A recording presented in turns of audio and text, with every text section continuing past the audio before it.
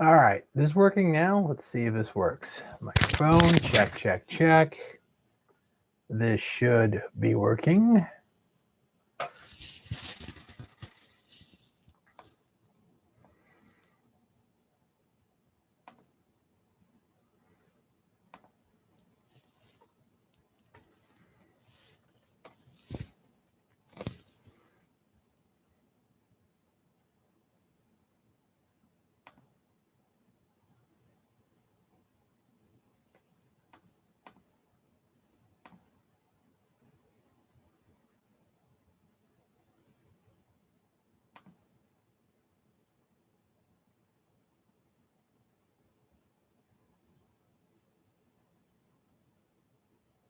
All right, test.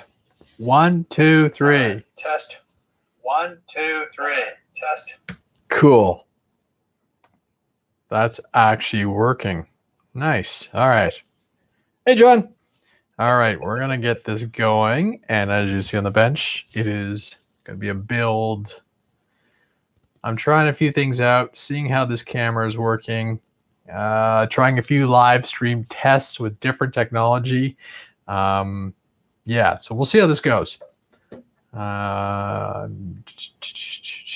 it doesn't look half bad, actually. So the long and the short, I'm using very similar stuff to the last one, but instead of my Mac, I'm using my PC desktop. I tried. The best quality actually was out of my iPad, but the focal length on the camera was so short that you could either only see me or the desk. So yes, we'll see if a few more lost souls join in, and we'll go from there. It doesn't really matter because I'm just recording it. It's a theoretical test to see if the Friday flying updates could be live streamed, if the timing and the input and the output kind of line up. So, and I'm going to build anyhow because I want to get these aircraft ready.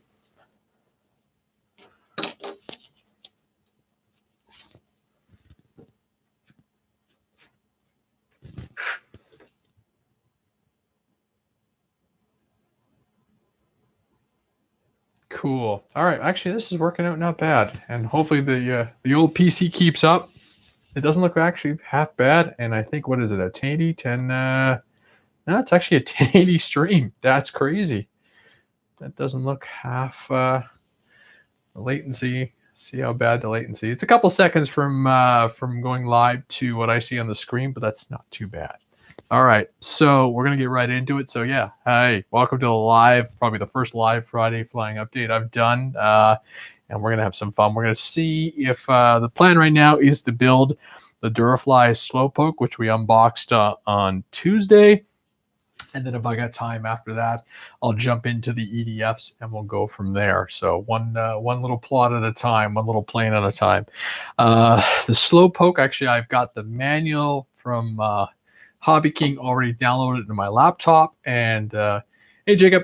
And it's kind of interesting. I wasn't expecting the wing to have to be glued together, but apparently it's all glued. So I've got my foam tack. That's my glue of preferred choice. So it sounds like the aircraft will be glued and then set aside, and just to set up all those little pieces, because it does take a little bit of time to glue.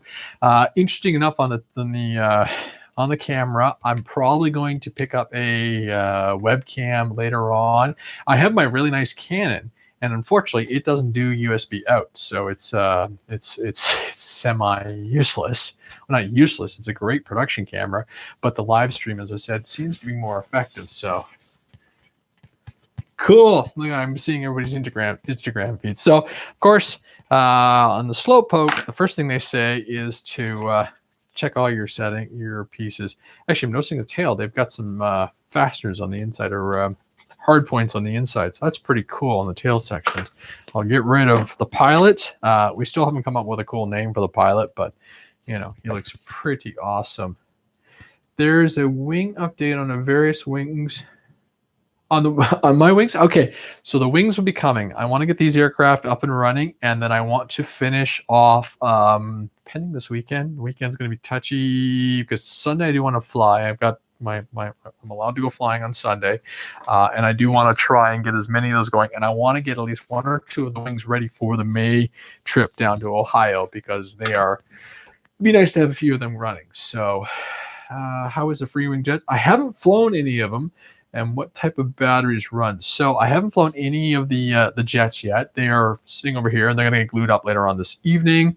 In the the slowpoke actually will take a variety of batteries, I'm told, and I'm going to start off with the 2200, the graphene, but I may try the 3S 4000s just to give it nose weight. And I've also been told the 4Ss work really well, but I have to check to see if you have to downsize the prop, which I believe was a 12-inch prop. I do have some 11 by 6s from some other projects, so I could try and spin them down. It all depends if the prop will actually fit into the opening. So on that note, let's start gluing in the tail.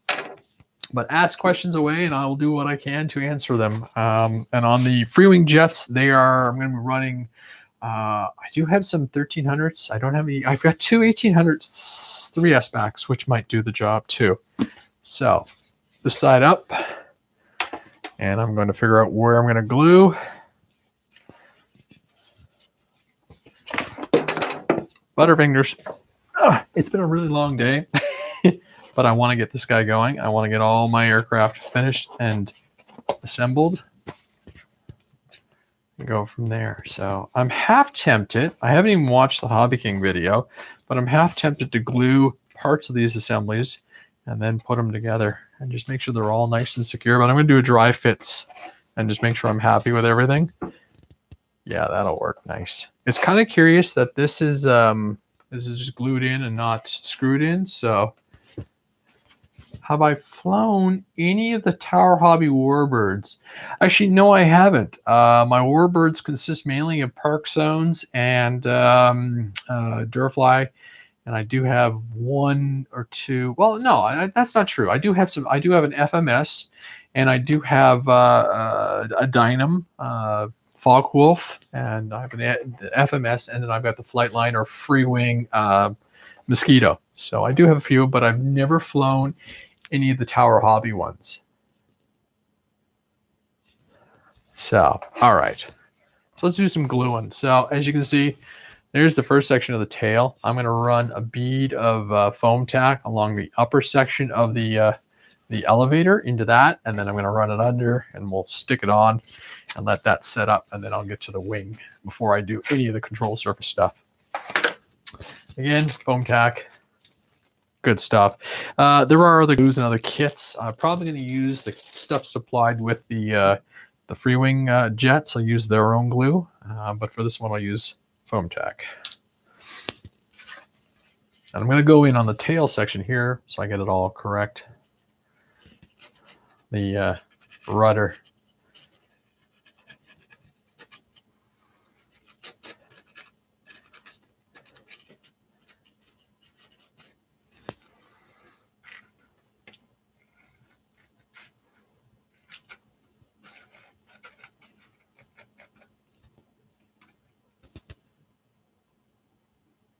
Nice. Maximum says, yeah, you got a the Bushmule is a fun aircraft. I enjoyed my Sky Mule. The Bushmule with the hatch and everything is one of those really fun aircraft that you can really exploit some of it. It does fly faster, but you know, it's well worth it. How many of you fly it and then to get it really slow, drop the hatch, the cargo hatch, and then the flaps just to slow it down? Because that's one trick I like doing. So I most of the time when I'm flying, I've got the hatch like halfway open. I never go full because if I come down too hard, I'm always worried about bumping it. But it's a fun little aircraft to fly. All right, so that's in there. That glue is going to set up, and once it's all pressured, I decided I'm not going to glue this piece here. I don't know if you're supposed to. I should probably check my manual, but my feeling is if you glue that there and you don't have your alignment right, that'll be off. So I'm going to apply a glue here, or sorry, along the fuselage, and the tab here, and the tab there, and then everything should lock in. And then I'll put the control surfaces on after because that's super simple to do, and then that just allows everything to set up really nice. So more foam tack. Yeah, it's fun with the mule. What I haven't done with the mule, and it sounds funny because I cut through them pretty quick to do all my reviews, and then I come back afterwards, and then I enjoy them. And one thing I have not done is kind of that ultra slow flying. My Sky Mule was more custom in the sense that I had my own motors on it. I'd done my own mounts and everything. It was a kit, and as a result, I felt it flew slower. It might not have. It certainly was terrifying to do a roll with. The Bushmule, I think, has got a little bit more zip to it, and definitely flies faster on the 4S. And I'm super lazy, and I've never balanced those props, so it sounds. It doesn't sound as nice as it should, but again, it's fun. I also want to paint it. I want to do a really cool military scheme on it for whatever reason, and just make it look like a transport, a military transport. For whatever reason, I've just been wanting to do that because I think it would just look really neat. So I'm probably putting way too much foam tack on there, but I don't want the tail to come off. And then with the foam tack, get it in place, wiggle it around, and then I'll probably release it and put it back on just to make sure it sits down. The Pawnee had a similar setup to this, but they had screws that would go in, so I almost wonder if that would have been a little nicer to go with. But this is going to sit down nice, and I'm just going to make sure I get that all level, put a little pressure on it, but not too much pressure because I don't want to crease the foam. And afterwards I'll go and I'll wipe back the any of the excess glue. How's that look? Huh? That's not bad. And of course I'm getting glue everywhere. Paper towels.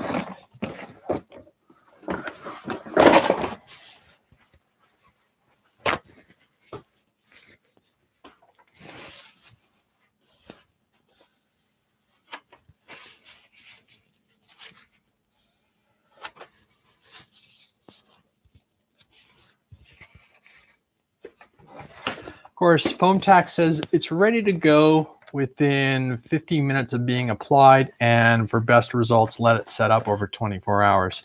So I'm kind of on the mindset that I'm going to push this in, give it a little bit of pressure, and I'll set up. And if I'm not totally satisfied with how it's glued in, I can always come back with a little hot glue, or even run some tape, especially over the seam.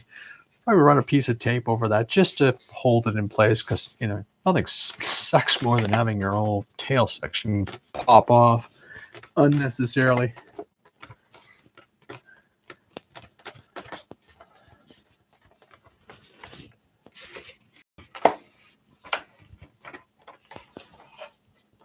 But that looks really good. Really good. Okay, nice. So while this sets up, I think the logical path now is to come back and check that, let the glue set up. I know that when I was unpackaging it, I knocked off one of my motor mounts, so just get that on. A little bit of glue, comes back on. I'm willing to bet I'm going to knock these off over the lifespan of this aircraft. I still haven't decided what receiver I want to put in there. I've got an Orange RX 6 channel, and I was talking to Steve this morning because they're getting ready for their big live event, and he was telling me he runs differential on the ailerons, and I had to ask what that was. And he says the advantage is when you're in certain turns, the wing doesn't dip as much because the trailing or the tailing aileron isn't causing drag. And I'm like, oh, okay, that made sense. But I did have to ask what it meant to have differential in the ailerons. So I thought he was talking about doing some coordinated turn stuff. There we go. Those are on. I know there's a piece called the exhaust stack, and I'm wondering if that goes. Yeah, that goes into the belly or under there. Nice little scale details. I'll put that on after scale. But it's a nice looking aircraft. It's blue, just like it's the same blue they used on the EF Extras, and that's a really nice color. So that's good to see.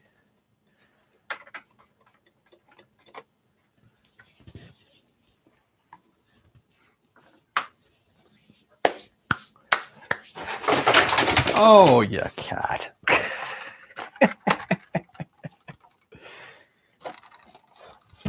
There you go. Destructive little cats. Adverse yaw. Yes. Yeah, it's similar Exactly. So it's just a way to deal with that. All right, I got foam tack all over my fingers, but we're carrying on. I am going to let this all set up, and then I will put in the various control pieces. So these are, as I mentioned in the unboxing on Tuesday, they are labeled, which is pretty nice to see. So you have your elevator set, so 2 screws to go in for your anchors, your plastic anchor hardware, and then 1 bolt that goes in between the control and the control line, or the control linkage. And you have your ailerons. It's all the same. So none of them are put in, which is probably good for avoiding, being crushed in shipping, and then your various screws for the wings and everything. And of course, the ailerons, which I won't be using because I'm going to put them on individual channels. I may not do any of the differential settings right away, but at least the options are there as I get more comfortable with the aircraft. Obviously, initial flights will be very gentle as I play through, and I will play with the various batteries. A couple things I'm noticing that are pretty nice. Those hooks, if you're curious, those hooks for the wing springs or and everything. I'm thinking you might be able to see this, but where they mount into the foam, they actually are a big full piece of plastic, which is good to see. Which is really good to see, actually.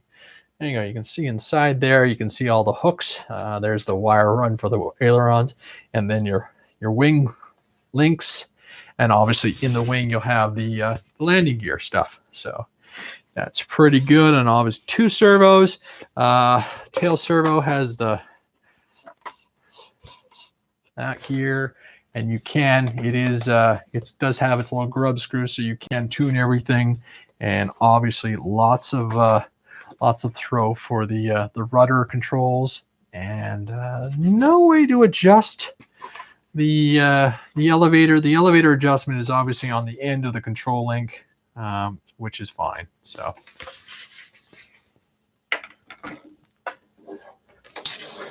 all right, so we're going to put the fuselage along, move that out of the way. I'm monitoring how my glue is setting up. I may come back with another little bead and just run it through the seams and everything, so it's just nice and solid. But I'm going to let the initial set of glue, application of glue set up, and we'll go from there. In the wing, your controls, you obviously got 2 that are going to go on to the tail section, and then you're going to have the rest that attach the wings. I think it's in multiple points, if I remember. Yeah, it splits out in a Y, or a V, I should say. All right, wing time. I'll put these guys aside.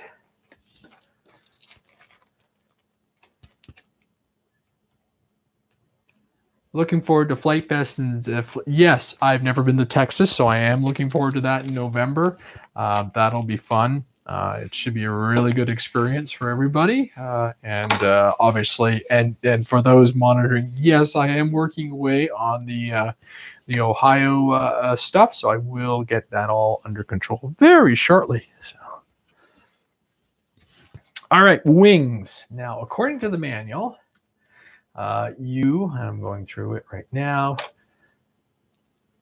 So you slide your main rod in, and then you're just applying glue along the 2 seams, and obviously you set up the aileron flight controls and you put those in. So I am just going to glue this, and again let this set up, and we may be moving on to the jets, because I want to let this glue set and cure before I put any unnecessary pressure onto them.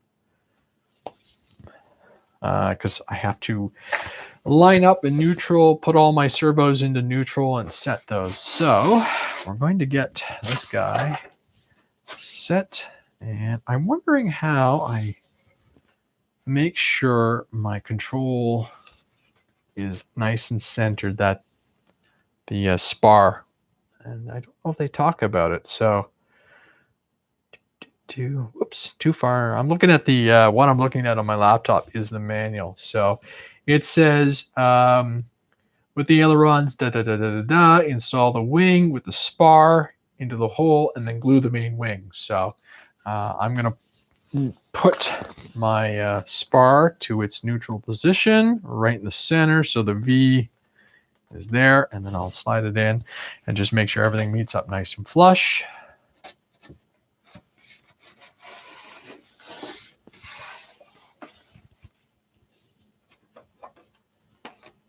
I'm just going to do a dry fit. And of course, you know, I'd love to tape. Actually, probably could tape along the top and you wouldn't notice much. And I'm just seeing how the fit comes together and if it's a case of the spar.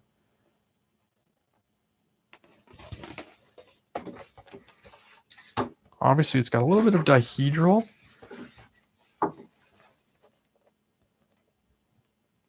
And it's a little bit of twist I'm noticing. So I may have to, I got a feeling my hands are going to be, my hands are going to be occupied holding this thing together for a few minutes while the glue sets up. So I'll put some glue in there.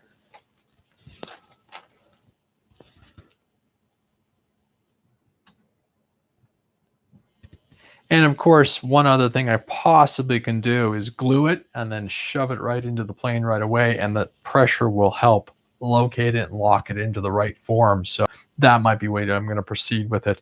I shouldn't, the foam tack shouldn't ooze enough that it glues itself into place, but then, you know, I'm only going to take the wing off for my big road trips. Otherwise, regular operations in the back of the car should be no big deal. So again, foam tack, I'll put it to both sides, do a contact and release thing, and it should be good to go.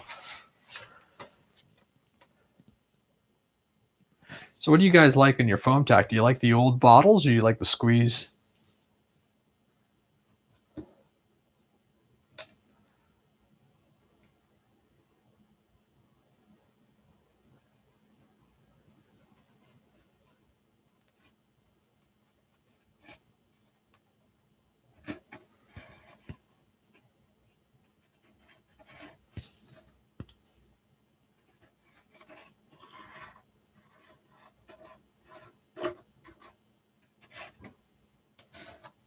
Okay, there's one.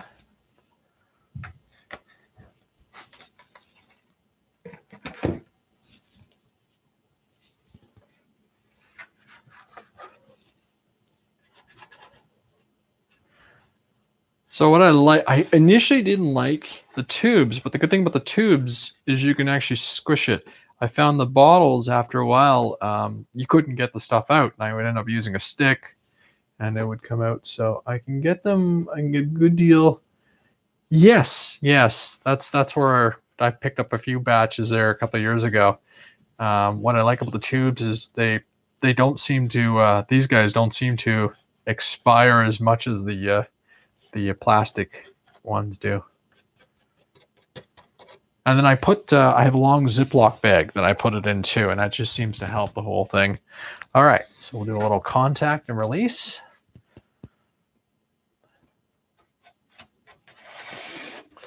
And of course, got to get the servo wires out of the way.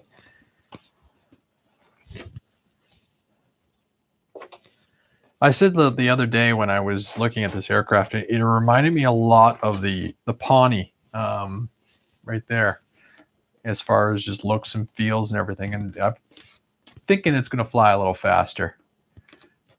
You need to crash more often. Oh, come on. You saw me crash.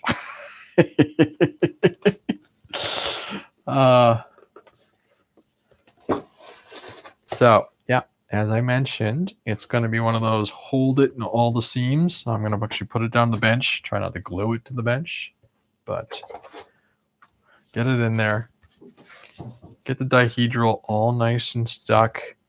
And I'm going to hold for a couple seconds here and see if I can center it up. And if that doesn't work, well, then it's going to go inside the airplane and hold. I'm just worried about it gluing itself inside the airplane and hold and not, you know, coming out. But it's definitely something to pay attention to, I'm noticing.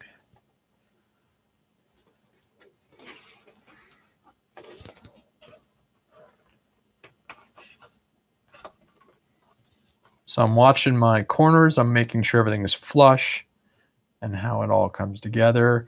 I'd flip it over here. So some parts are lining up nice, and then other parts I'm noticing tiny gaps. But once it's all joined and screwed in, it should be good and tight. And the glue should help really well. I'll probably come back and run a bead of glue through those areas. I'm kind of wondering if nope, it's not a dihedral thing. It's just the way it's produced. So I'm gonna I'll hold it and glue it in place. And if I really, really am crazy about it, I can come back and run some extreme packing tape. Sounds like an old flight test tip, huh? But it's just hold that. Particularly watch that front tab, because that front tab here goes inside the airplane and everything gets locked in place. But if I push that into the plane now, we may never get the wing out, which is fine. It's not a loss. It's kind of nice. You've got some hard points. This guy here, and obviously where the landing gear fit in. There's some mounting brackets there, so that's pretty cool.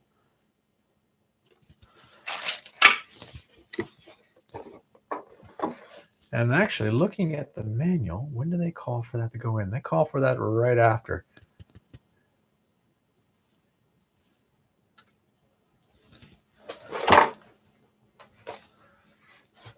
So what I'm going to do is I'm going to grab this guy. This is the back piece, and I'm going to put that in, and that's just going to help lock everything nice and stable. Yeah, look at that. That's the way you're going to do this. Okay, and then they call for any glue when you're putting in this piece. They don't call for any glue by the way it looks.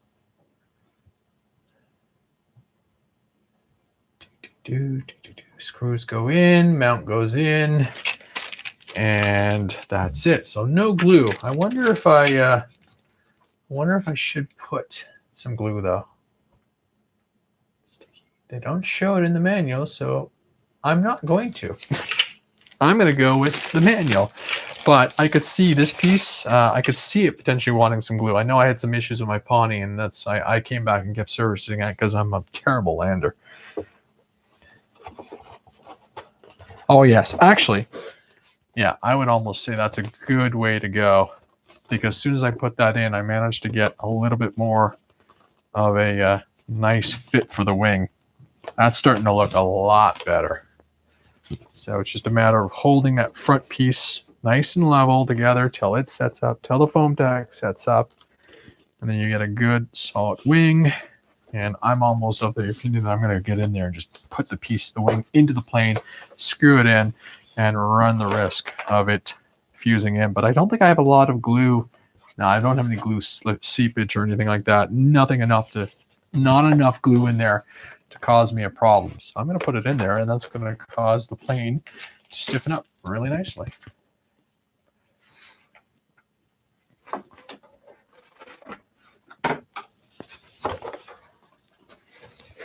The only thing that's missing right now is music, right? It'd be great to have some music going, but of course iTunes will go in there and we'll lock that down.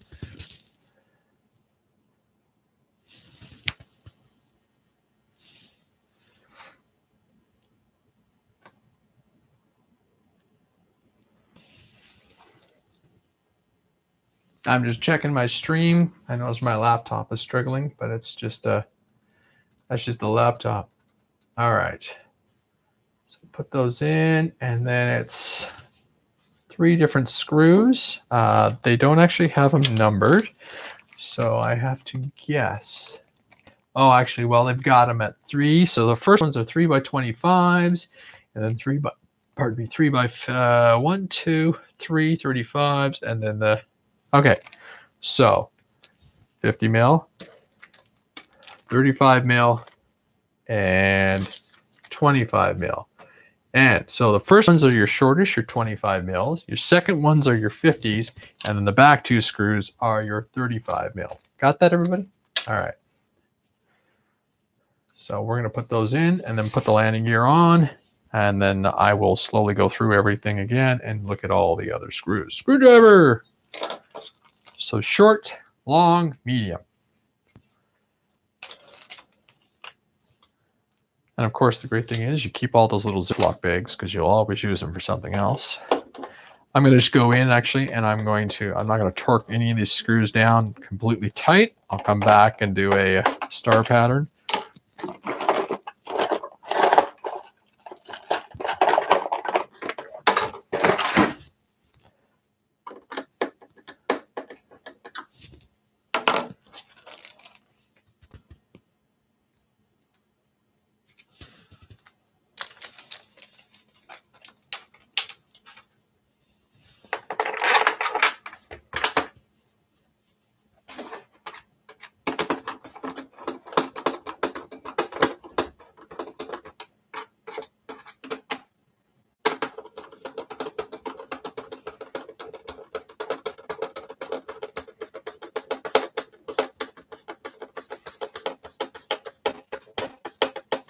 really nice sunset this evening. Yeah, looks like tomorrow I might get out flying. I don't have any of my 6S batteries charged right now, so we'll wait and see.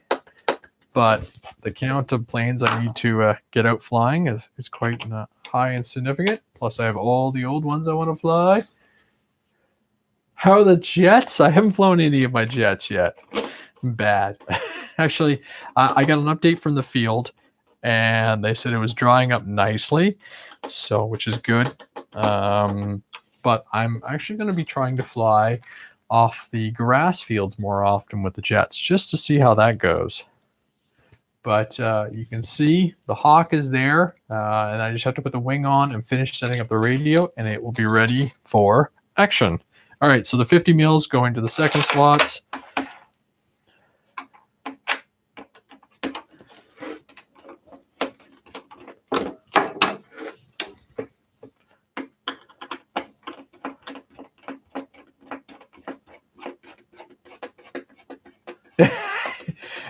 No, I do not know how to use a screwdriver. I have no proper technique. As I just illustrated there, I dropped it. I punctured a few foam planes too with my awesome screw technique. That one's binding a little bit. I'm gonna back them all off.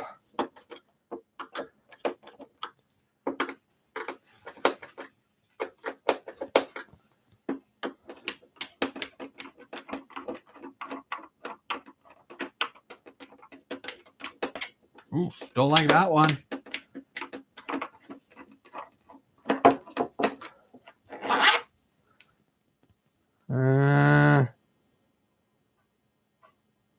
It's not cricket, so I'm going to check my servo wires, make sure nothing is, yeah, guess what? It's a servo wire. If you're ever having an issue with something not seating nicely, check your servo wires. 9 times out of 10, it's a servo wire. That's causing you grief. There you go. Now they'll sit down nice and flush.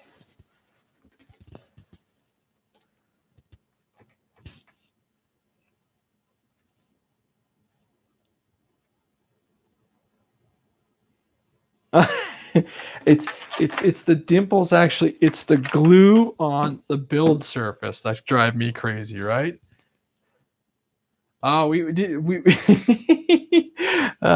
Timber versus Tundra. Okay, so the recap, we talked about this afterwards.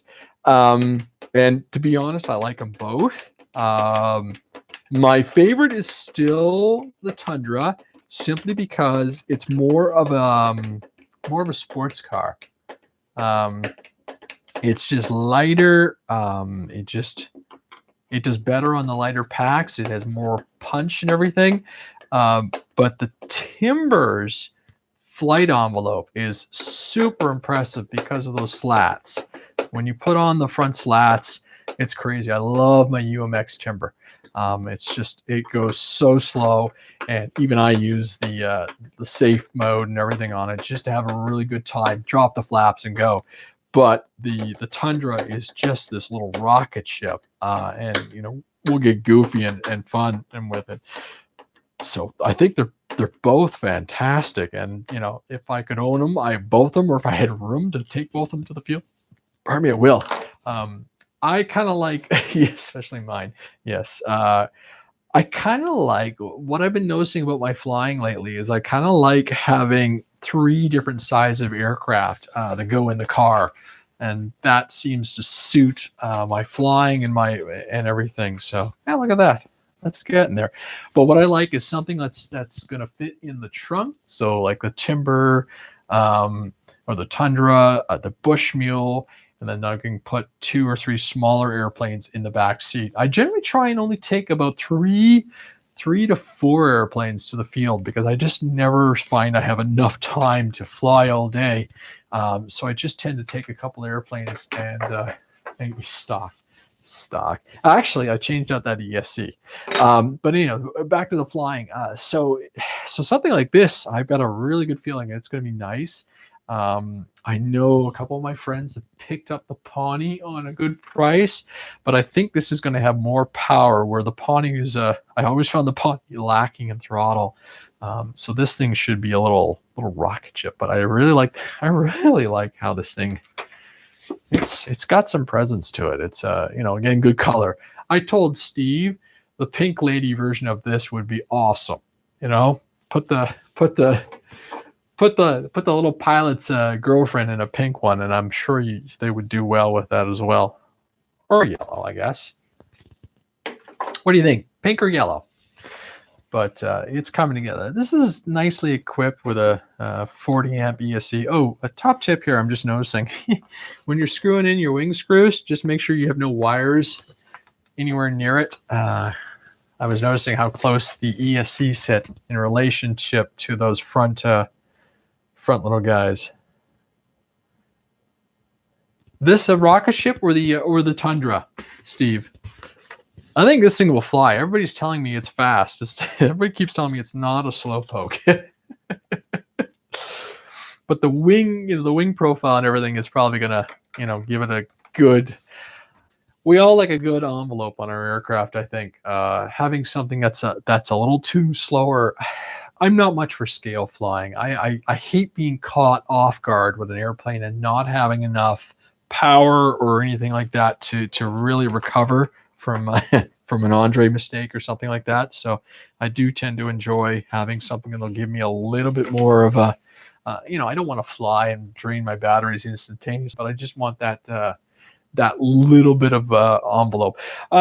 Everybody's videos I've seen so far seems to indicate it's pretty sporty. I mean, even the Pawnee. If you watch those earlier videos of the Pawnee, my reaction at first was I didn't like it, and then I discovered that I wasn't flying the aircraft correctly. I was trying to make it be like this super slow, stall kind of aircraft, and it really just wants to be a race car. It thinks it's a race car and wants to go fast. So it's it's happiest when you're like full stick.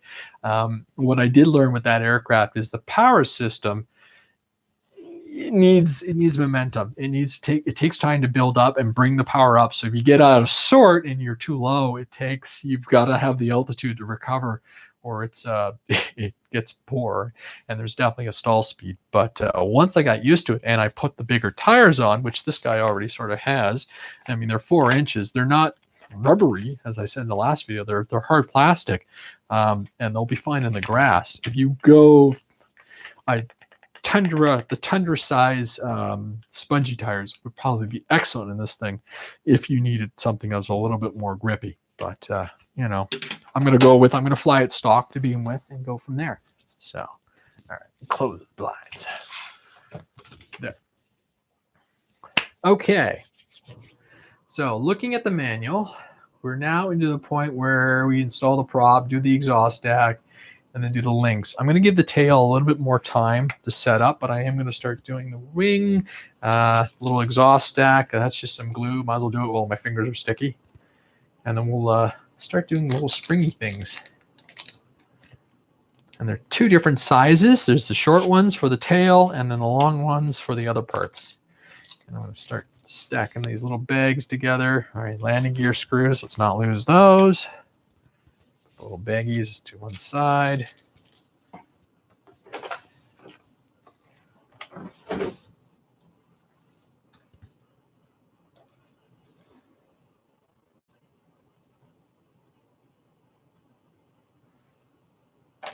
I actually made some decisions when I was doing the Hawk. A bunch of antennas, a bunch of these little tiny scale detail antennas. It makes the plane look stunning, but I look at it and go, I'm just going to knock those off the moment I go and load them in the car. Same thing with all the warbirds, I noticed. They all have the little antennas, and you go and when I started putting them in the stack, I just knocked the antennas off. So a lot of them now, like the ME109s from Durafly, I've actually left all of those unfixed, so I actually can pop them out. They sit inside the canopy, and you can actually remove them, and basically, they get out of the way. Sorry to keep you interrupting, but I built an Aero a while ago, and when I give it full throttle, the motor flutters. Not sure if that's a word, but it's not smooth. It jitters and overheats. Is your ESC on the inside or the outside of the aircraft? One of the things that Josh came back with in a subsequential build advice was to mount the ESC on the top. If you're running it like a little 12 amp ESC, it depends on your size of motor and prop and everything, but you're probably overdoing something on the system. Gotta go covering a sailplane wing tonight. That sounds like a lot of fun, Steve. It gets so hot on the top front of the motor, and it is a 20 amp. Are you running a 2204 with like what, a 6S or 6-inch prop or something? So I put it on the top, just in front of them. Yeah, on the back hatch. Yeah. You're probably just running it a little too hot. You may want to drop down change your prop as well. I think on 3S, I've cooked a couple 1806s. Yeah, it's a 3-blade. You're probably overdrawing. It and choking out the system. It's either the motor or the ESC or the batteries. You got to be careful there because you run the risk of actually damaging your battery too. So this plane is coming together. I'm going to do while everything's setting up, I'm going to go and put things. I would go grab the thing, but I'm all wired up to show you mine. I have one arrow left. I've actually had to take apart my old one because it was so soft and it wasn't flying right anymore. But yes, I run a 2204 on mine, and I think I'm running the stock 6S prop. I don't know if the cable's long enough here. I don't want to disconnect, but hold on here. Let me go grab the arrow just real quick. Oh.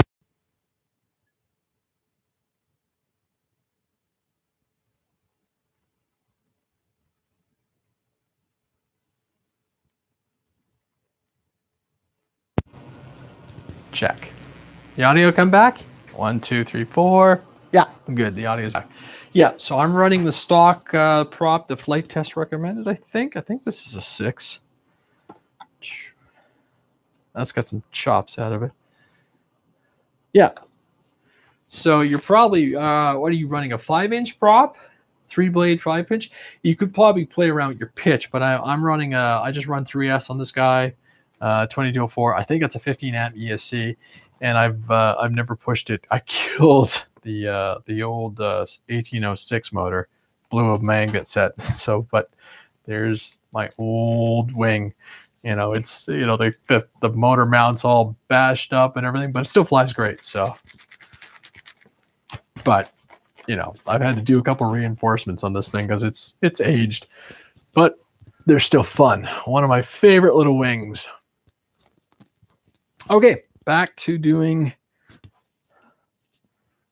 some spring pieces. I gotta check my manual, see what it says. Okay, so it says for the main wings, you use the long ones and 4 of the short connectors, and then for the back one, you do 2. I wonder what these tiny springs are. Because there's 2, 4, 6, 8. These must be for something else. What are they for? Are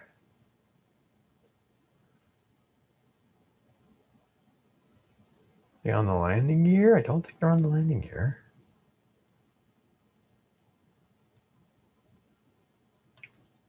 Long wires, short wires.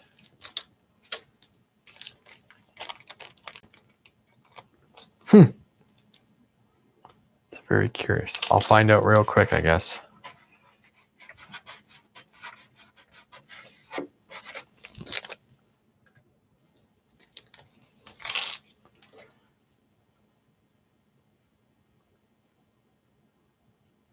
This is neat. I've never owned an airplane with this kind of rigging. I don't even think my biplanes have any of this kind of rigging on them.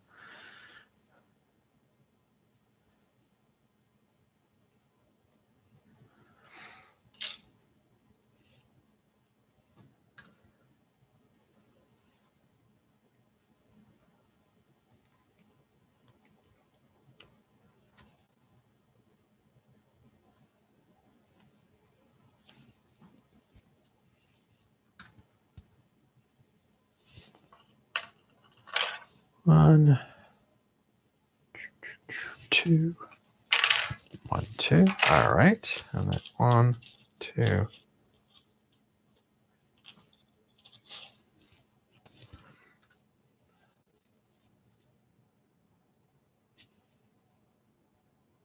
I'm going to say it looks like you may long wire and main, and then you have 4 of those and 2 of those.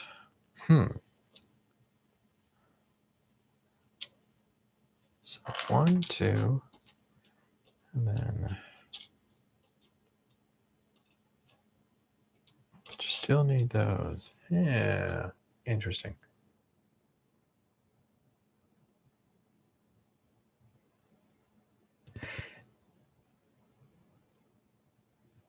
Yeah, I'm wondering. I'm looking at the spec there on yours. I'm thinking you're probably going to want to run a slightly smaller one. It's I've got a feeling that 5x4 might do it actually.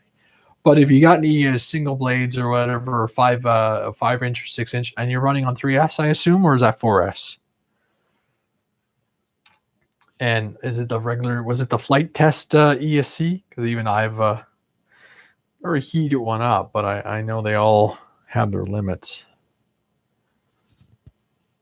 3S. Yeah. I would try a different prop, to be honest, and then I think you'll be fine. All right, this guy goes here.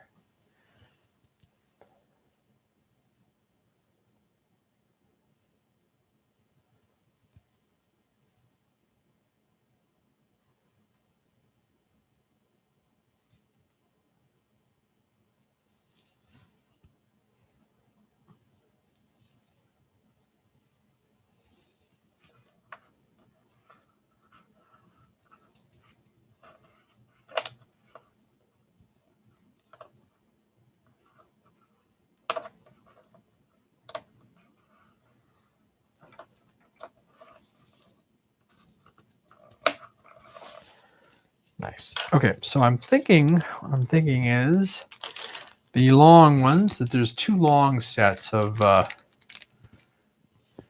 wrong camera. I have 2 long springs and 2 short springs. I've got a feeling the short ones go on the ends and the long springs will sit over here on the wing. And then all of them seem to have an open hook and a closed hook.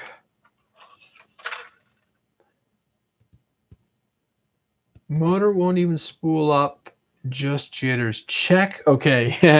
Yeah, that could be a sign of you've killed it and burnt it out. Check. Will it run up without a prop?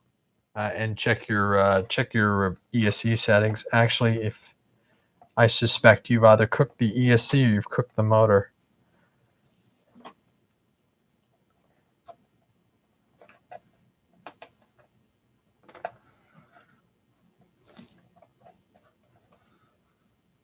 Did it from factory. Yeah, you could have an ESC. You could have a bad wire from on the ESC. You could be missing a pole because it's a 3-phase thing.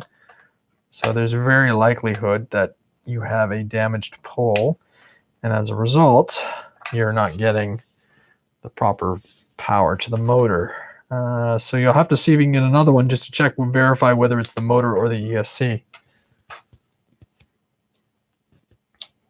All right, so long spring. And then, yeah, that's what it is. So long spring goes to the fuse. So I'm going to attach that and then attach this part here.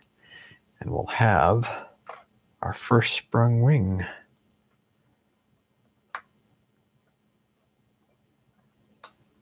There's one. There's 2. Attach it on. There we go. Look at that. That's pretty cool. All right. Other side. I've killed a few ESCs and a few over my time, and then I just use them actually. And don't throw it out, because if it's got an onboard back, well, then you can still use it as a 5-volt regulator kind of thing. I've done that with a few of my old ESCs that have passed their prime.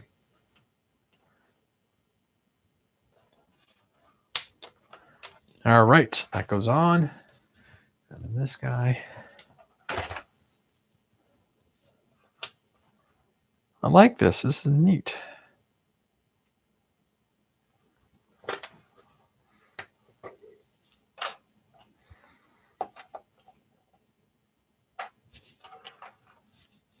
One thing I'm watching while I'm putting in the wing braces is making sure that hook is down after I've got it on. Just makes it easier getting it onto the final spring. And then there's the final long one.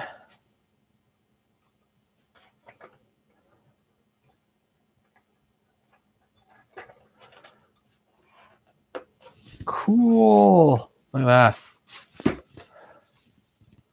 That's not half bad. It's got enough tension that's not going to come off. That one's coming off. Huh. Okay. That's something to check.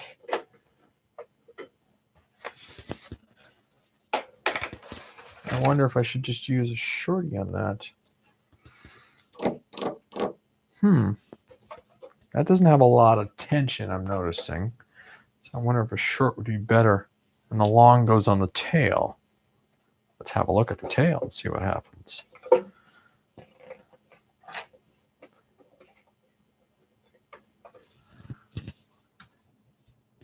manual says,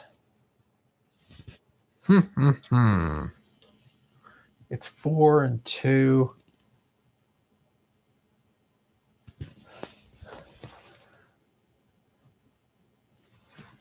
Well, I'll do the tails, and if I'm not happy, I do have other springs at my disposal.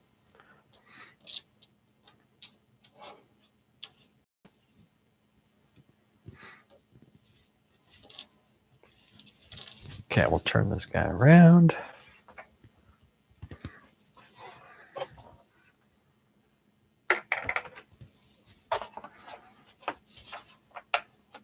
That glue is set up quite nicely on the tail, actually, so I'm not too worried about that.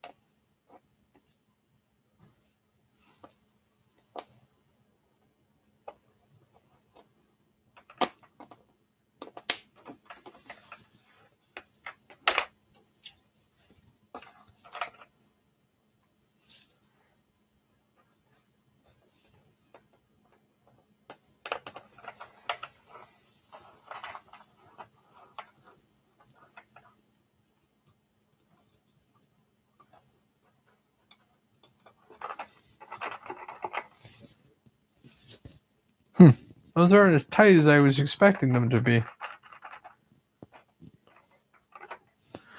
And in the photos, they do have 2 sets of springs, but I'm noticing I'm getting a lot of slap there. So I wonder if there's a way to make that cleaner.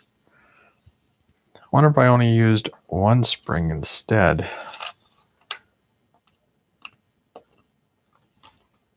But then you got to wonder if it's too much tension. You got to worry about having too much tension and pulling on the control surfaces in some awkward manner.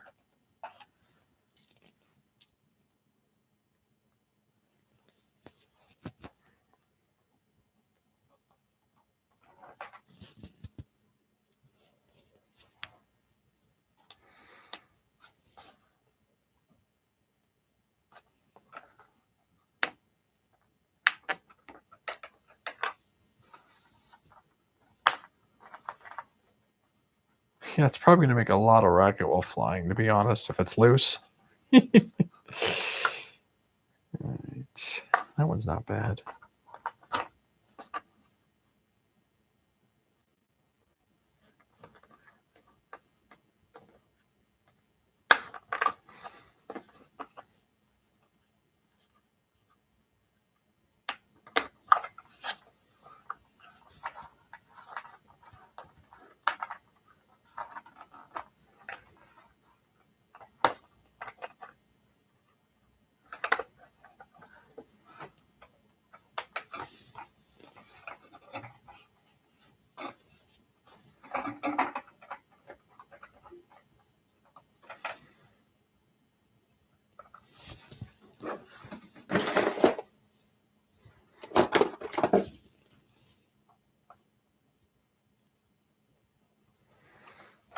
See if I can shorten some of this slack up. Get rid of some of the slack in the springs and make it a little tighter, because this side is perfect. That's exactly what I want.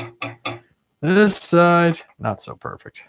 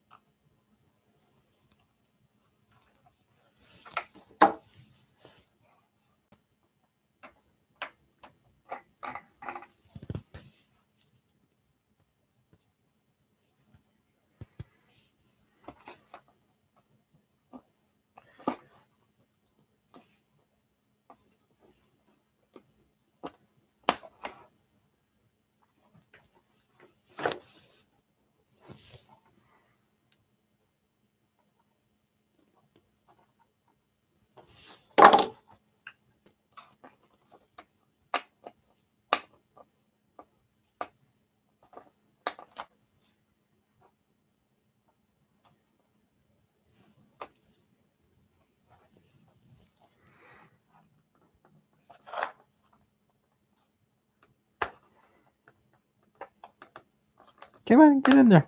Ah, shoot, I missed.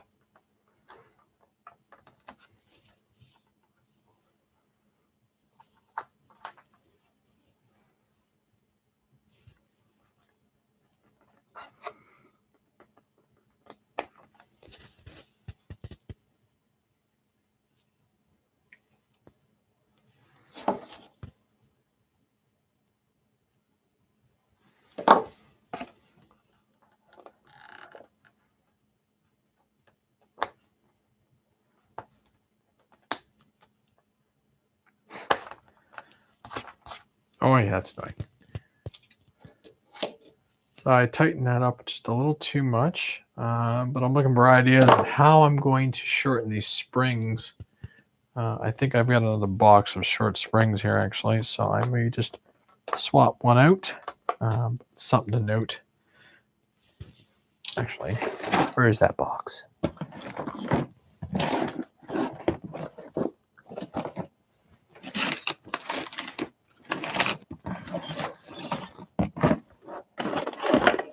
It's always in the last thing you look for. These are awesome. Look at that. I know I've got one in there that's that short, but I'll look. Nope. These are all like super thick ones. Thicker, anyhow.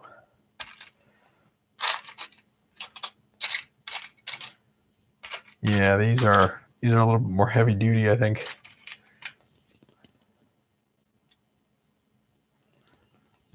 I mean, I don't think they're actually intended to apply pressure. I think they're just cosmetic. Worst case, I run a little zip tie through the actual coil itself, just to apply some tension to it, so it's a little shorter. And that would probably help with my problem. Again, all I'm trying to do is keep these nice and taut, like that, so they keep the pressure on versus being sloppy.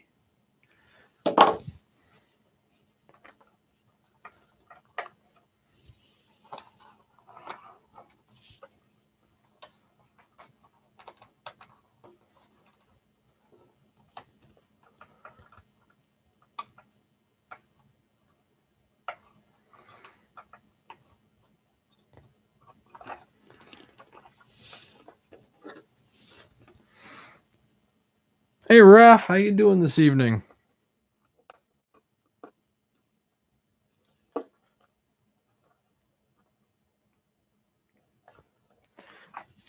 Wrong pliers. So right now I'm fighting with the springs on this because I want them to be nicer. I want the tension, just so they don't actually fly off the aircraft, or worse, just produce a a little bit more issue than they're worth. There you go. That guy's almost in.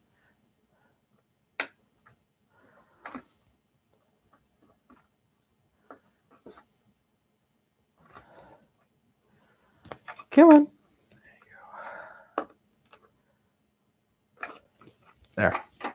That's too loose for me though. Hard at work.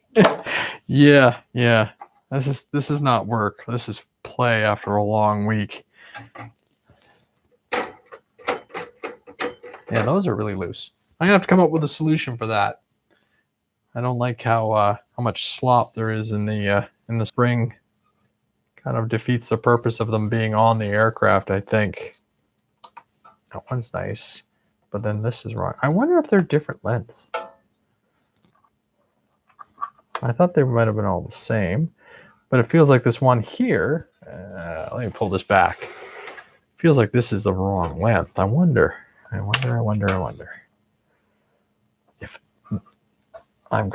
there's some kind of length that I didn't see when I was putting them on.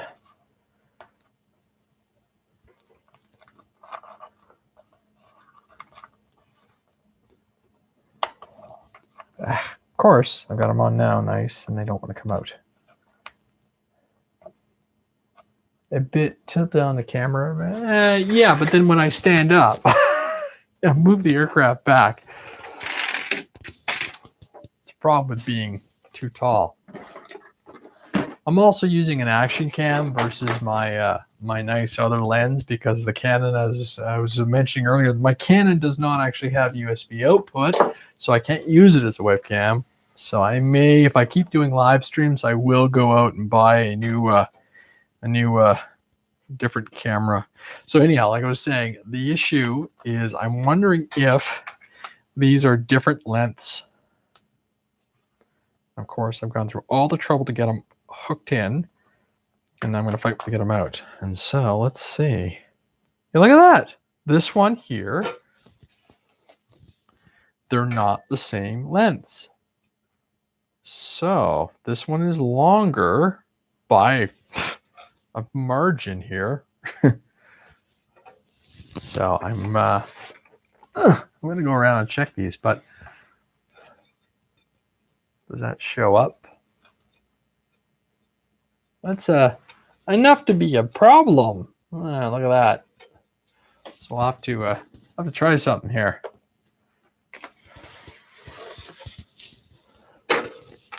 Let's see. This guy's longer, and this guy is the same length in the back, and it's working. So that's probably what it is. The shorter ones go to the front, and the longer ones go to the back. So let's try that.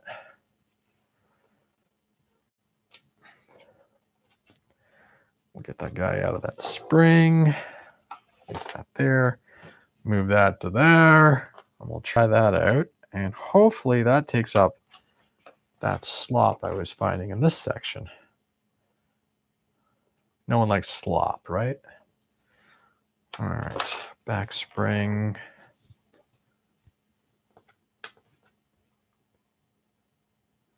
So yes, once I get this airplane assembled, get the two wings going, and then I need to focus in on the two EDFs going. We got all the EDFs going, and then I really want to focus in on getting my two wings, the Apex and the Defiant, all finished up and ready for flying. I still have to fly the Durafly Tomahawk, which will be fun. So I'm going to bend this guy a little shorter.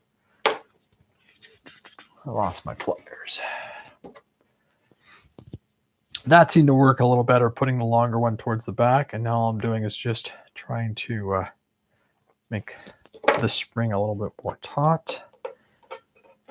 All right, that holds. That holds. I may come back and try and, put a zip tie through those springs to shorten them up. But they're not coming off now. That's the biggest thing I wanted to make sure is they weren't going to come flying off the aircraft at some point and go missing. All right, so that's not bad. That's gluing. I may get in there and put the control surfaces in.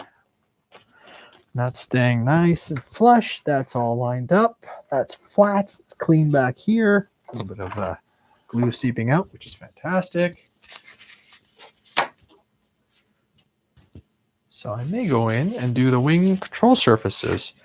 Let's see if I can free up my plane stand.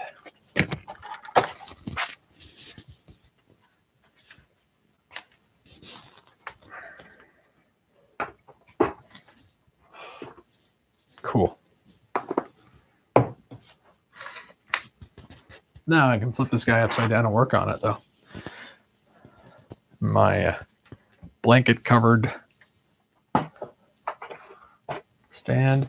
And after all that's done, then the goal will be to get the 3D printed Spitfire all finished off and ready to do some testing and fly that.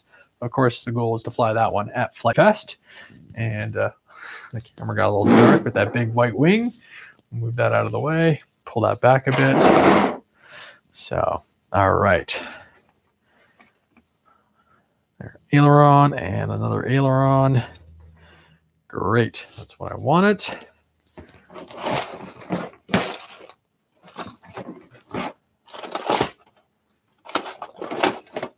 Ubec, where did I put my servo controller? Nope, the charger. I saw it earlier this evening. There it is.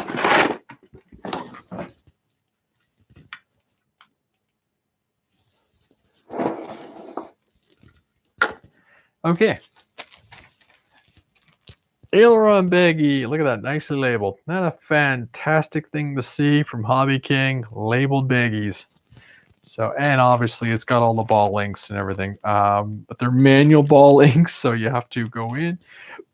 Can't wait till Flight Fest. Oh man, I'm looking forward to July. It's going to be a lot of fun. A couple, pardon me, a couple different changes. We're trying a couple different things with the volunteers, which will be excellent.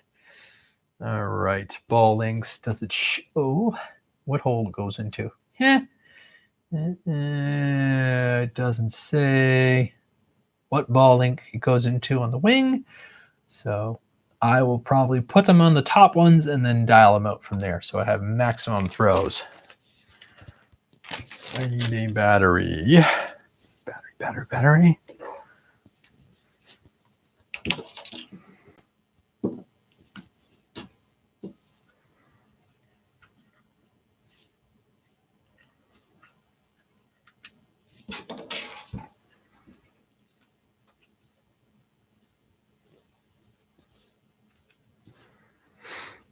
All right, aileron number 1. Okay, great, 150.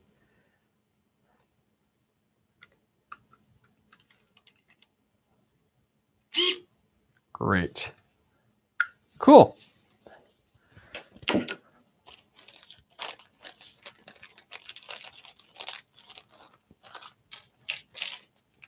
So all the aileron control surfaces are now up and level. So the back plates, 2 long screws, 2 short screws.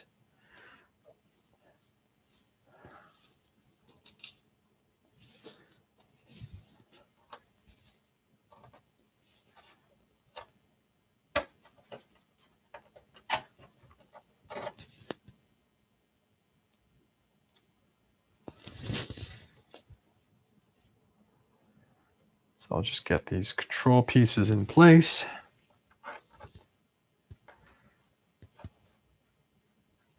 Punch that screw through. There we go. Punch the other screw through. Bottom plate. And then a screwdriver, which of course I've buried under everything, haven't I?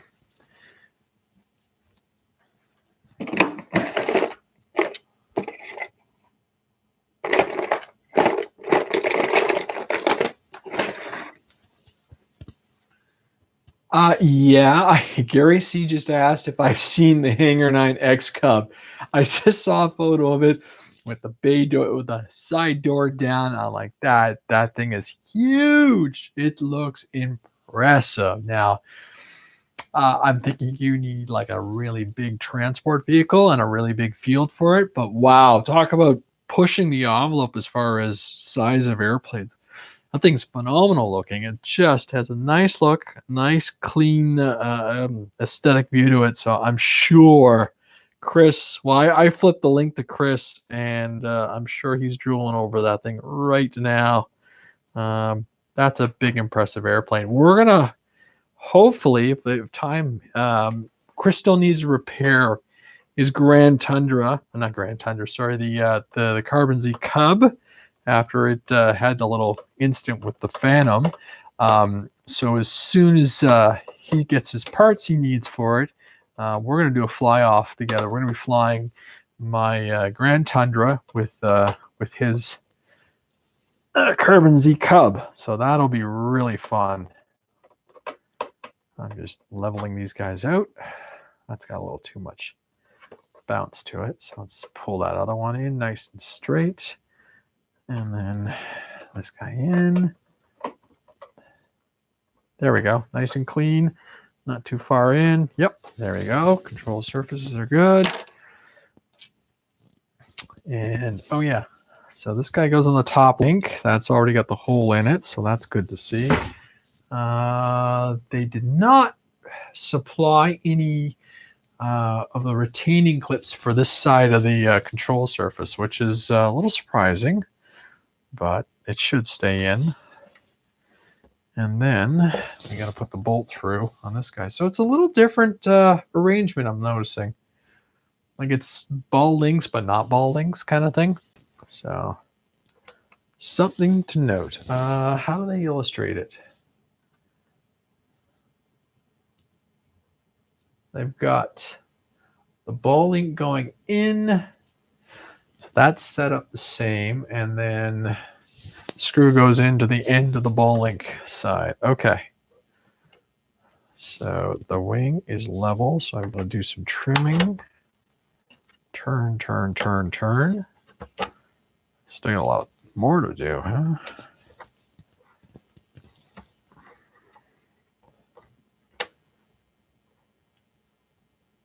Still too far out. Let's put the stuff down.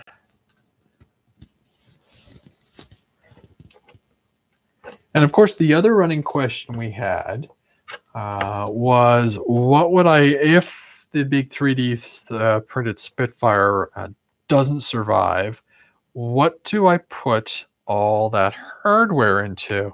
So it's a 60 size motor, I think, is the equivalent. So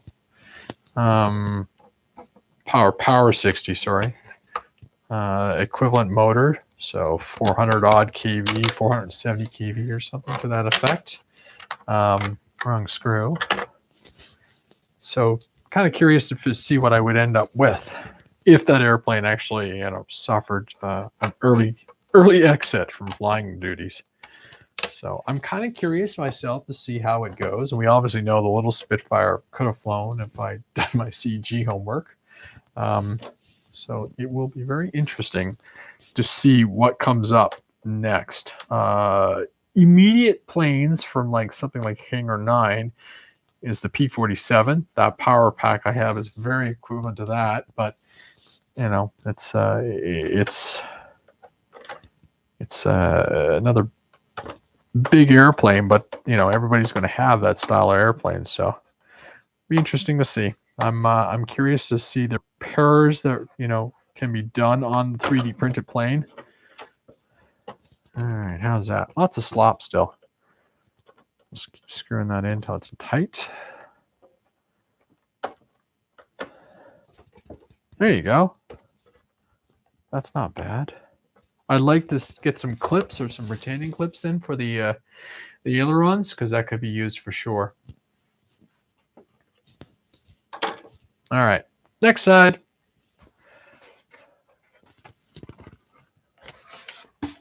Woohoo! Tip it over.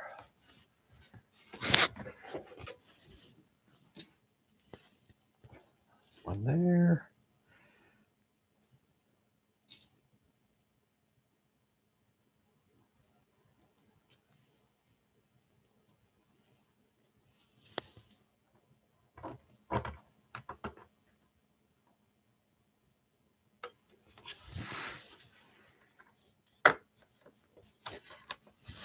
Okay, the retaining plate, screwdriver.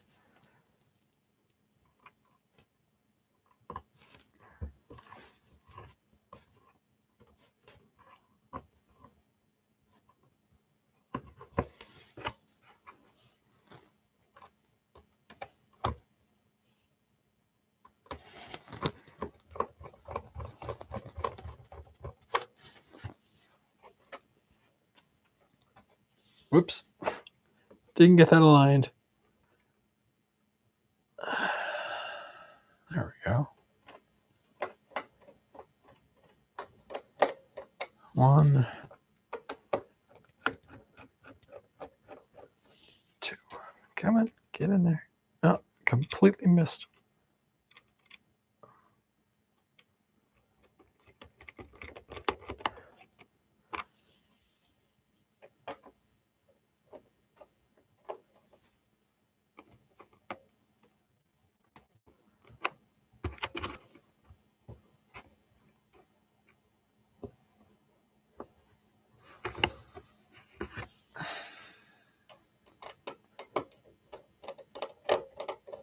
There we go. No, missed again. Oh boy. Some days.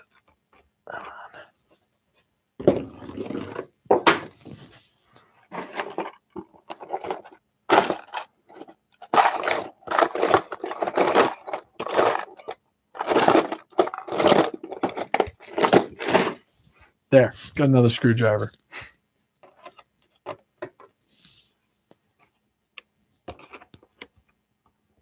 Okay.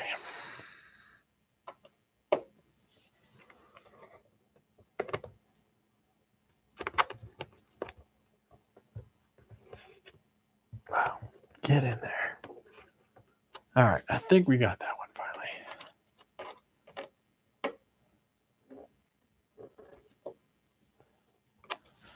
Oh, what an utter. Sometimes I just don't want a seat. All right, let's see if we can get this guy to go in. If I have to release the other one, I will. All right.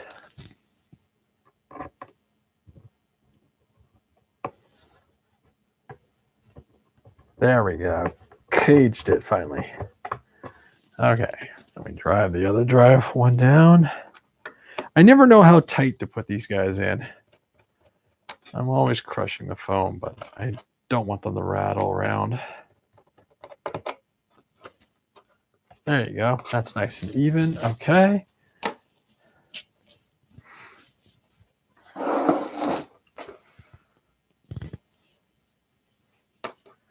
So outward, top hole, spin it around, and then these go on to the inner side. Make sure they're all aligned. Oh, this one I didn't have to turn as much, I don't think. Yeah, that one lines up right away. Some of them line up, some of them don't. Turn that in a touch. Cool. And then screw and inside.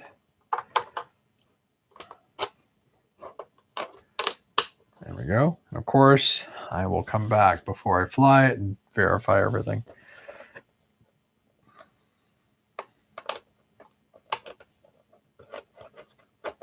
So these aren't ball links. Well, they're ball links on the control rods, but not on the horns.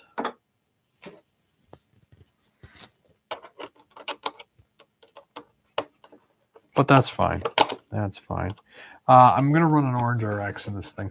If I bring it with me to Flight Fest, I'll flip over to a 7-channel FR Sky. But I'm going to give that guy a little bit more turn. But for flying in Ohio with Christendom on the end of the weekend there, Orange RX is fine. All right.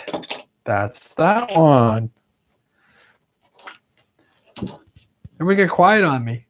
It's a single person conversation at this point. So there we go. That feels good. All right, we'll do the tail section. Probably would have been easier to put them on initially when the manual recommended it, but I liked just leaving that stuff to set up. Still a little bit of a gap there, but it's glued in. It's not going anywhere. Or pressure.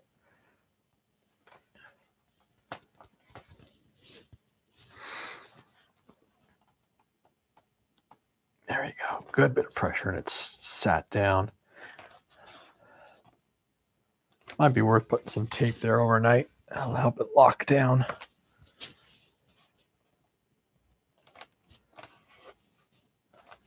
In fact, that is exactly what I'm going to do.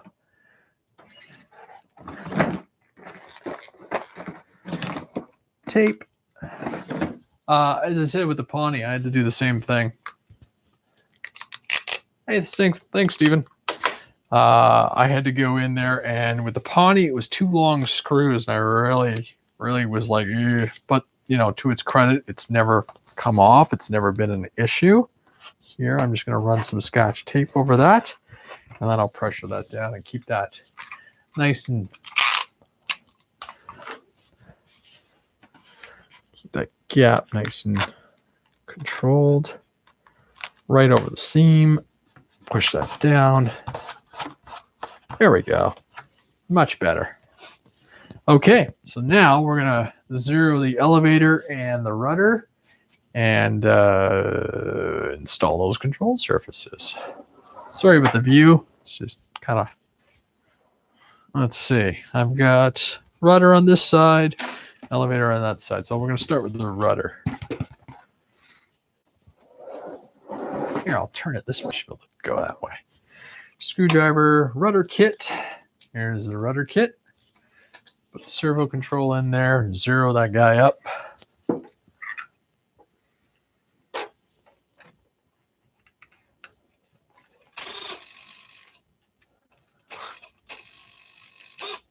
There we go.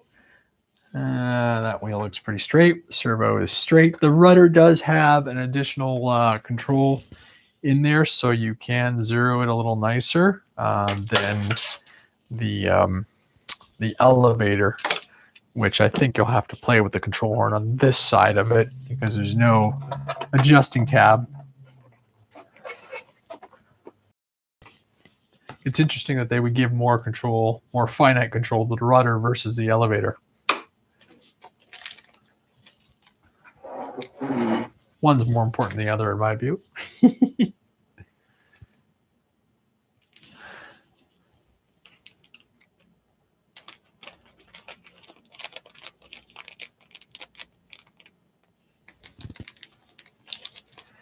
Steven says, as everybody can read, the finish on the Mark 24 Spitfire is amazing. What about this? Is nice. Again, it's painted. I mean, the color and the paint.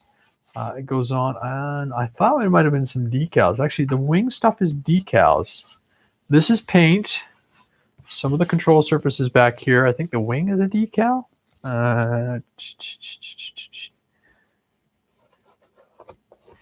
Some of it's a combination of paint and decal done from factory, but it's really well done. I like blue. Since they came out with, like as I was saying earlier on, the racer up the very top, or the extra, I've liked the look and the color, and so this blue should show up really well in the sky. I've yet to get my hands on one of the hyper green aircraft and try that to see that, but it's the same blue as the Grand Tundra, which stands out really well in the sky, which surprises me, but yeah, overall, so far I'm impressed. I was noticing just how thick that elevator section is, which is nice, and even the tail. So that's, that'll put up with a good bit of punishment. So it is a nice color. I mean, and they've had a couple good runs with some different colors, but the blue seems to work really well. And again, it's one of those airplanes that'll fit in the back seat, so I can do something like take the Grand Tundra with me, put this in the back seat, and then probably one of the racers or the other one, and just have a nice variance of aircraft at the field. Speaking of that, I also, like I said, I enjoy taking 3S, 4S, and now I'm obviously going to be doing some 6S. And the jets will fit in the car really nicely as well. So I'll probably make some bases for a few of them, like the jets, some kind of transport cradle, so when they sit down, they don't just knock all over the place. So we'll see. I haven't actually got one out to the field yet, so when I do, I'll know more. Hey, Tim, good evening. All right, so we're going to put the rudder in. That's got some good movement to it. Again, I'm going to go on the last hole of the control surface, and then I can just, dial back a little bit more restrictive play in the radio versus limiting it right at the control surface. All right. Push that one back, and then cinch them down, and then put on the control rod. Screwdriver.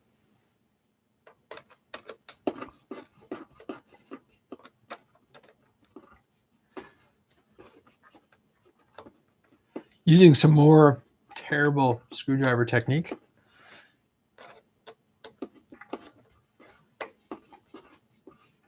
Just terrible, right? Unacceptable, I think is the better word to use. As far as other airplanes too, because I'm just looking in the video there, and in the back I can see the PT-17. This year is going to have a very different approach to my the planes I look at.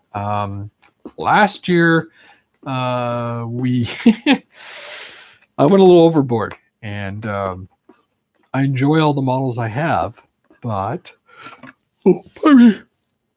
oh my gosh, 9:30, 9:40. Anyhow, what I did last year is at the end of the year, I bought 4 or 5 new models or used models, and what happens is towards September, the end of September, the weather starts getting really lousy, and the opportunities to fly these airplanes goes away really quickly. So this year I won't be making that decision. So I'm actually in the middle of evaluating what I want to bring back from Ohio.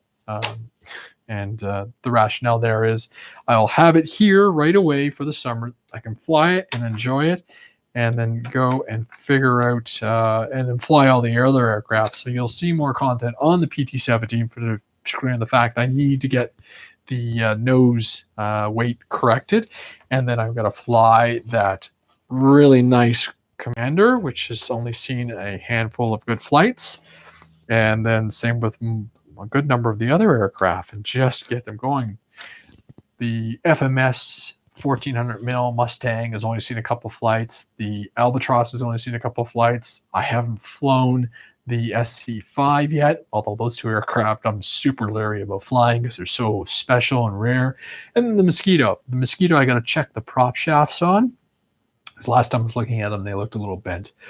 And then, more runs with things like the Durafly Excalibur. I've got all those warbirds. I haven't even flown and tested. I haven't even made in the ME-109s yet, but it was just one of the things where they came in so late in the season that, once the fields become snowed over, I was actually going to fly them on the off a snow-filled driveway or parking lot, and I was told no, not to do that. So I haven't.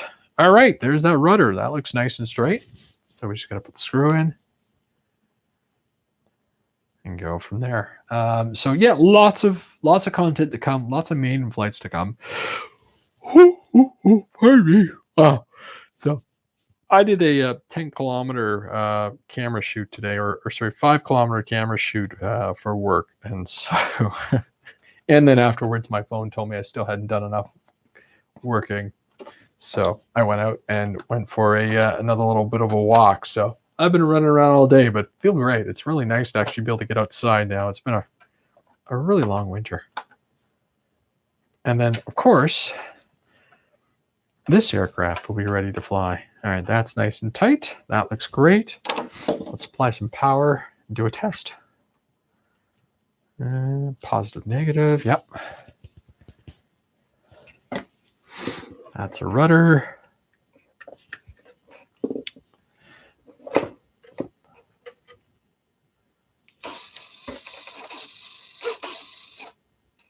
Oh, I got a bad power lead here. Well, that's noisy as sin. Woo!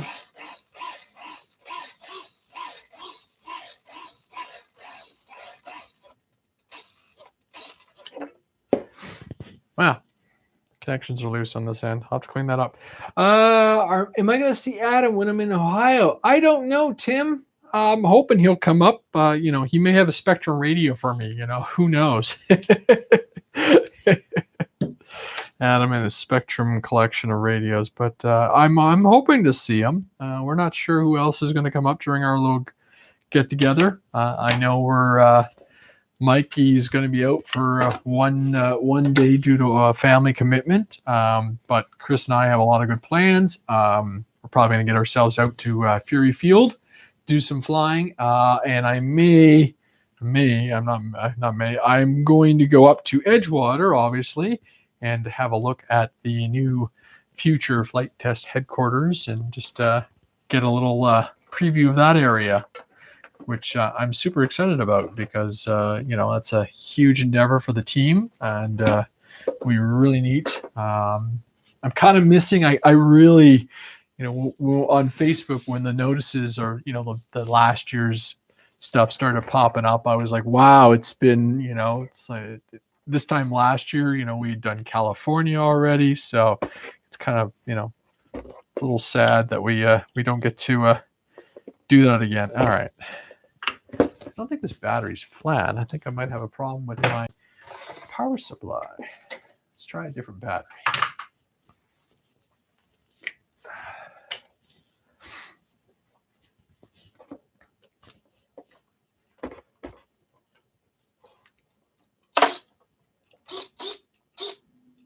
Huh. So I have an unstable power cord going into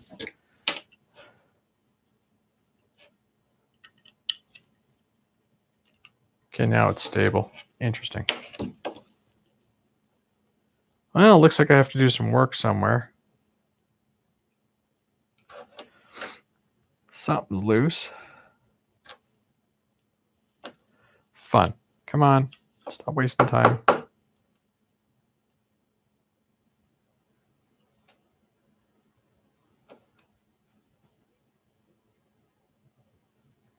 Looks like it's some loose wires.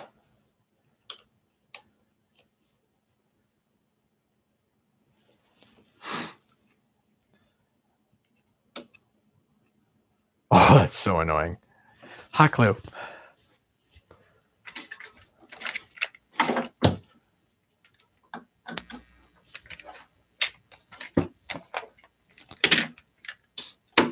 All right. Let's get this done. Let's get this close to 150. The one thing that's annoying about a servo tester is there are points where if you've changed it, it goes to the first setting, and most of the time I have my I don't recenter my settings, so you fire it up and you're like full to one other range, so the servos go swinging in the wrong direction. I've burnt them out before because of that, but I'm noticing this wire is definitely not happy, so I may have to go back in there and do some solder work, but for the time being, I'm just trying to glue it, and we'll keep punching on. I want to get this thing done. All right, elevator, power, a little bit of wiggle. There you go, centered. Pull the power. We'll fix that. We'll let the glue gun come up the temperature. All right, so the elevator control piece is centered. I'm going to put in the elevator kit. Look at that, nice and labeled. Ta-da!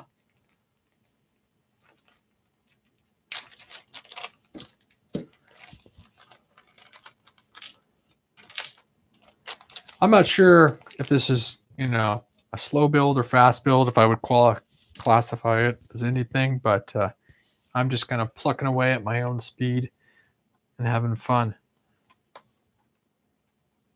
So there's that hole, and then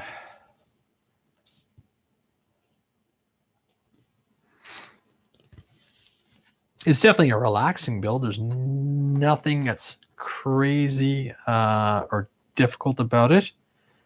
You just take your time, thread things through. There's some it's definitely got a manual build feel to it with the running in some of the extra pieces. I don't remember the last time I actually had to put in my own control horns. Okay.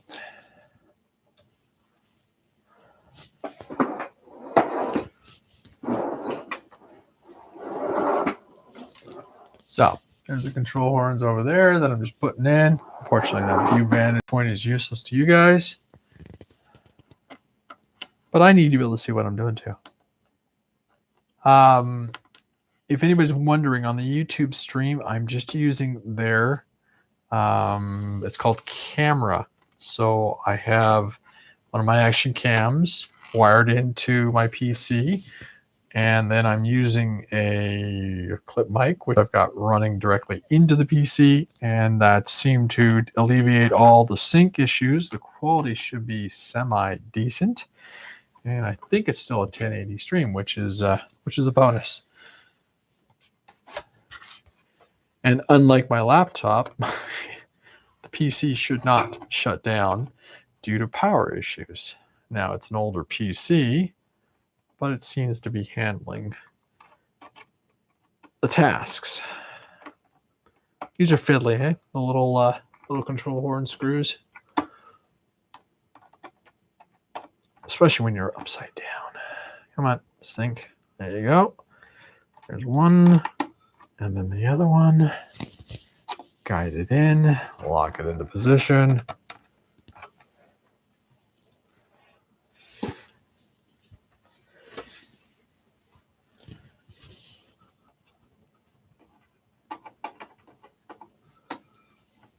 So after some of the wing stuff and the and obviously some EDF stuff, what should I look at next for this year? The 3D Spitfire plane obviously has got some mileage to cover, but what's interesting? What should I look at for other aircraft? I haven't done a quad build in a long time as well, but we'll bring in a few out to Ohio, a few of the classics, I guess now. Because I haven't really seen anything. I mean, there's such amazing technology, but I really haven't seen anything that's said, okay, I want to try that. Any suggestions or ideas?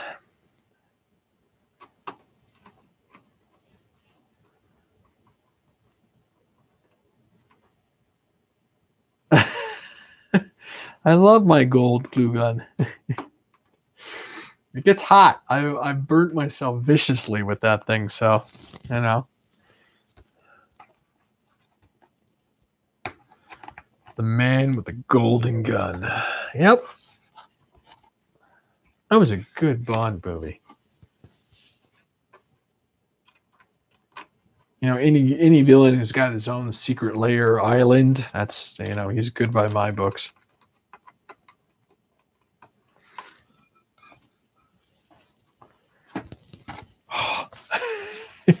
These things are taking their time to get in. You know what? I'm going to flip the plane over, and that might help.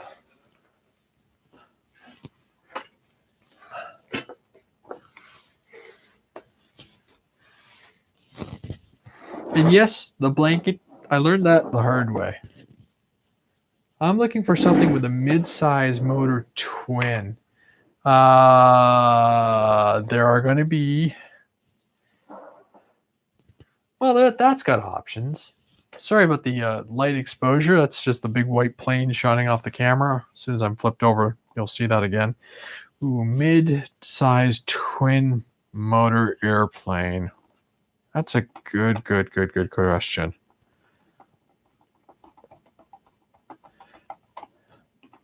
No one's got any, yeah, there's no twin bombers out or anything like that right now. Yeah, because the only other one that's come out recently in the last year would be, what, the Tiger Cat?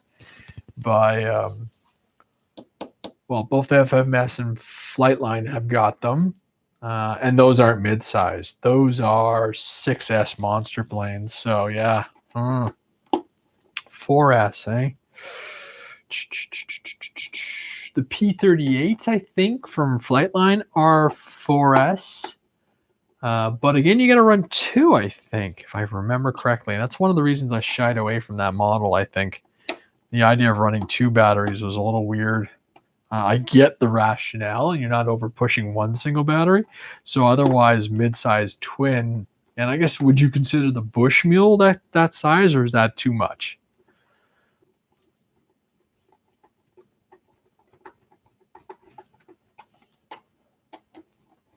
There we go. Got that screw down. That's on nice and solid. We'll run this guy. Okay, so that's level. Let's see if I got to turn that in. And that's got to be turned in a little bit because I don't want to play with the adjustments too much. Because I don't want to change that. It's not level yet. A few more turns.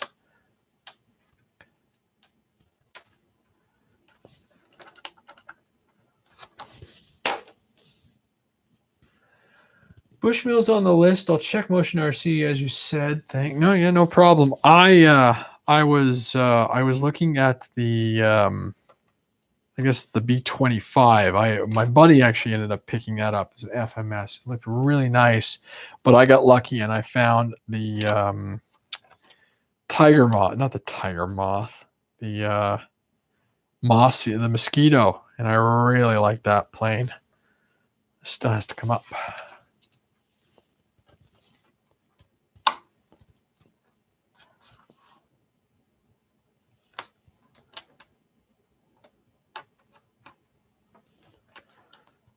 All right, that looks more promising. Let's see. I'm trying to think of who else has got twin motor airplanes at this point. I don't think anything's from Horizon recently, or they don't have many. Well, outside of the little Commander, but that's a UMX. It's a nice plane, for sure.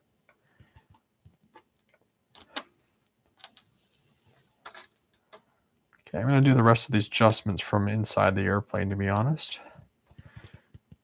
All right.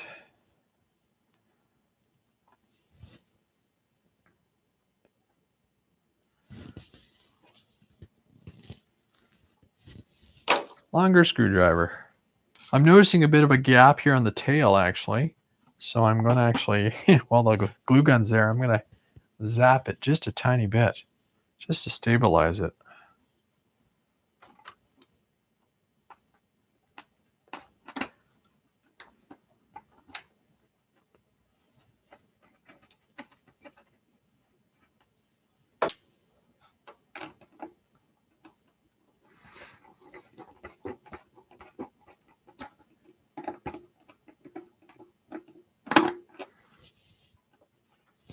A few more turns. Okay, elevator's done. And Dynam, any good? BF 110. I've seen the 110. Hobby King had one for a little while. It's a nice one. There is the Black Widow from Dynam, but watch the Slovenia guys. Watch their video. It's got some build quality issues, and to the point that Motion RC even turned around and said they weren't going to carry that aircraft. Motion RC, I think Dynam's got some other twin prop planes in their arsenal as well, so that might be worth looking at. Okay, I'm going to hit this thing right here where the tail and the elevator hook together, so their rudder and everything. I'm going to zap it with a little bit of hot glue and just seal that spot, just because it's the fastest way to deal with that. Can we get all the way over?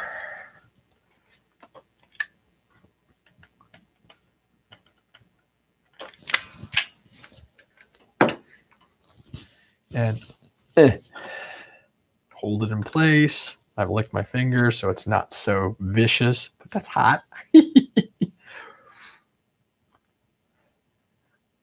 And you just hold that for a second or so and hold it.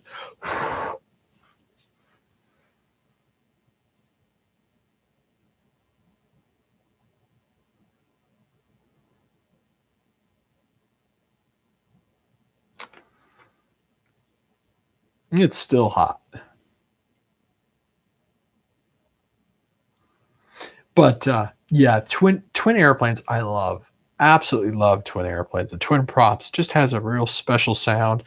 I haven't talked myself into an 810 yet, simply because I know they're expensive. Most of the time they're twin prop, and you know, there's that finite point that I'm not sure I'm prepared to cross as far as where the price of a like, where the price gets over a certain point for an airplane. And I kind of go, it's a hobby. It's still a hobby, no matter how special some of those airplanes are. It's still for me a hobby. And there's just a point where I'm like, no, you know what? I'm not prepared to go past a certain dollar value for the hobby. And I'm being real careful on the EDFs. There are a couple things I want, a couple aircraft. I've looked at the FlexJet. That's so cool, but it's such an expensive airplane. So it's like, it kind of goes over what I want out of my hobby. All right, landing gear. Let's move that tail over. I'm going to keep the glue gun going because if I'm not happy with the spot, I might zap it. We'll see if we get the color exposure to come back for you guys. That's a little better. All right, so this is the landing gear. A little piece of plastic goes there, and then 2 little screws.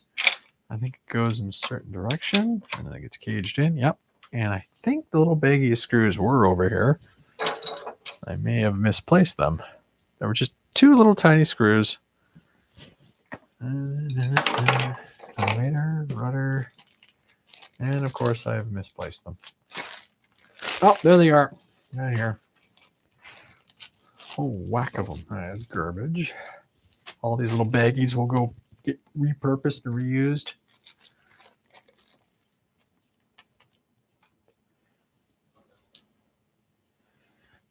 Well, now you have a good idea. How long have we been running this stream for now? It doesn't say. We're approaching 2 hours. So there you go. It's probably closer to a 2-hour build.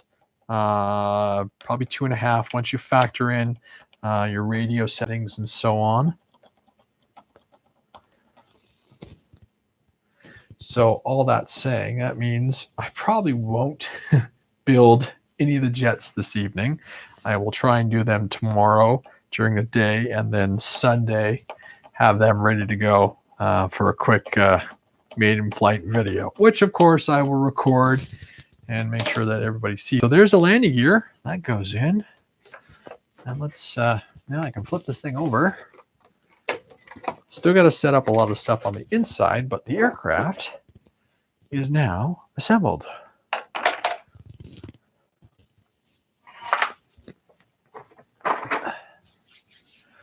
Look at that. I'll put the prop on. I will come back and balance the prop, but I'm not going to install a radio at this point. Or maybe I will.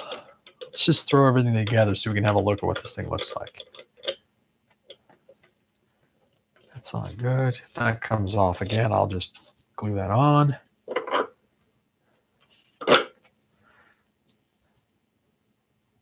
It's funny though, on the subject of other aircraft, so I've been looking at a bunch of EDFs, and there are a good number that inspire me, and like just like, oh, I would love that.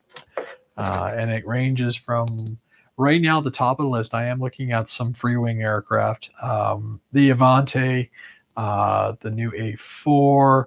Maybe the F4, but again, that goes into that price bracket that I'm not quite prepared to get to.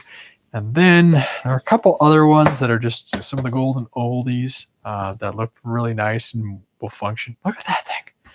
Oh, wow. That's a really nice looking airplane, folks. Look at this. Back it up. That goes together really well. Close to 2-hour build. And yeah. That's gonna do well. Lights on it would have been pretty cool, but for what it is, I think this is going to be one of those really nice park flyers that you can just enjoy. So I'll let you know very soon how it flies. It goes together pretty cleanly, but the only thing I would say to watch is how that tail goes down. And I probably should have done a little bit of a foam tack and then hit it with my hot glue, which I may come back with. I'm going to see how everything sets up overnight. You can run it with the Y connector and just do a simple 4-channel. So even if you want to run like an Orange RX or Spectrum 4-channel, it will do fantastic off that. I'll probably run it on a 6-channel Orange, or put it on, if I take it with me to Flight Fest, I'll put on my FR Sky and just wire that in. But for now, I think the Orange RX is just fine. Where does it say for CG? Oh, let's have a look here real quick. CG is 80 to 85 millimeters from the front. So actually, I'm going to get the stand back out, my caliper and my marker, and we'll mark that right away. And then we'll throw a zippy, or not a zippy, graphene into it.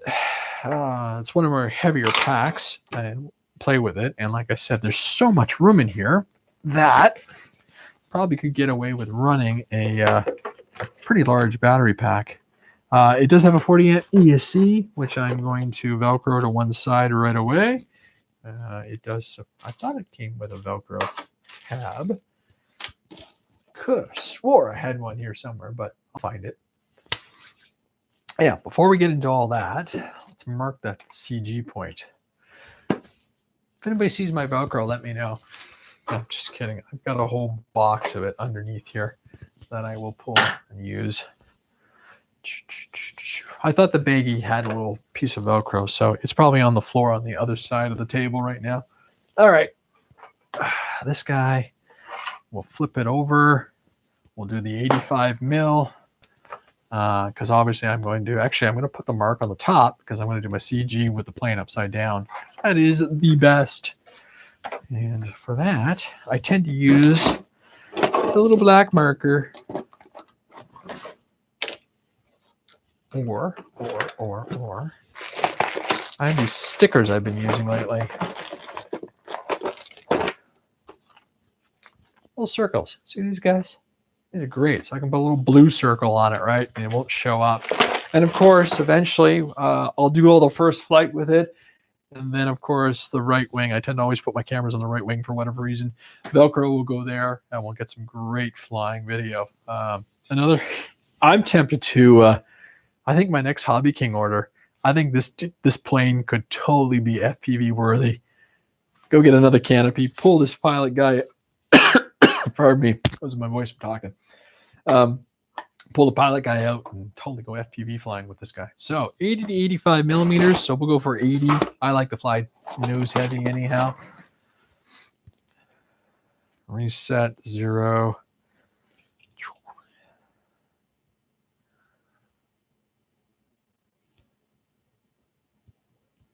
Yeah, actually, Tim, and that's what I did with the Pawnee. The Pawnee went up really nicely as soon as I put the bigger tires on. I think those ones are just 3-inch tires. I think it made all the difference to that aircraft. So this thing on bush tires would be funny. Actually, I've got an extra set of Tundra tires that are on my flight test, the flight test Cub, simple Cub, and they do wonderful things for those planes. Okay, so from the leading edge back 80 mil, so that's there. So I'll put a little mark. Actually, we're going to come out. What about there? I'll put a little blue sticker. I'll make a little divot or something, and then I'll put a blue sticker, and it'll be really well hidden. Actually, there's a foam point there that I can use. There you go, a little mark. And, oh, that's perfect. That is perfect. And even if I have to go back a little tiny bit, it's subjective. All right, same foam mark on this wing, right to the edge. Little divot. Hot glue is still hot.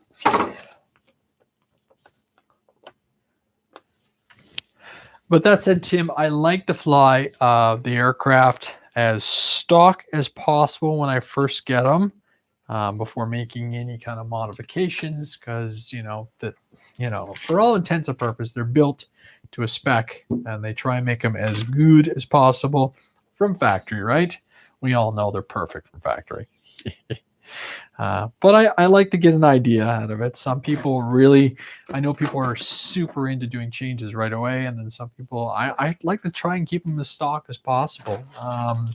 One area where I'm really going to start trying to play with eventually is painting my aircraft and, having some fun with that. Okay, let's get rid of the stand, because obviously the stand gets the camera up towards the plane up towards the light, and I don't have enough diffusion going on my light right now. Okay, so where's that foam? Oh, there it is. Of course, it's on the other side of the camera, but I've got some in here. White's good enough for this plane. All right, so I'm going to Velcro the ESC in place and then figure out the battery.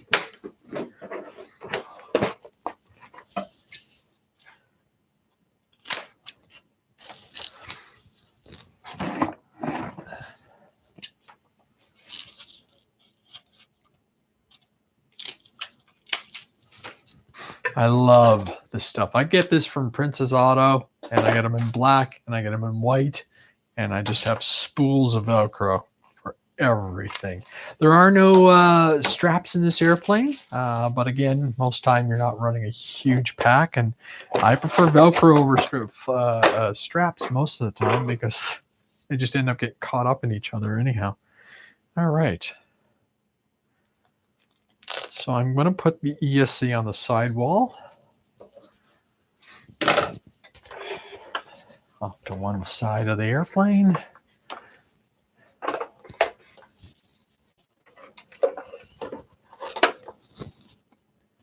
Yeah, that'll work just fine right there.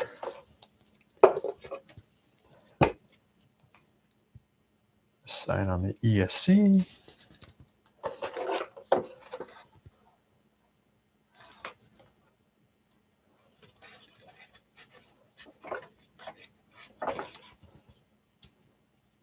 And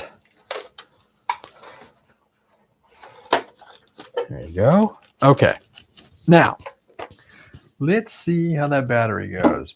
Big old strip of Velcro in there for the battery, and then I'll mark it afterwards.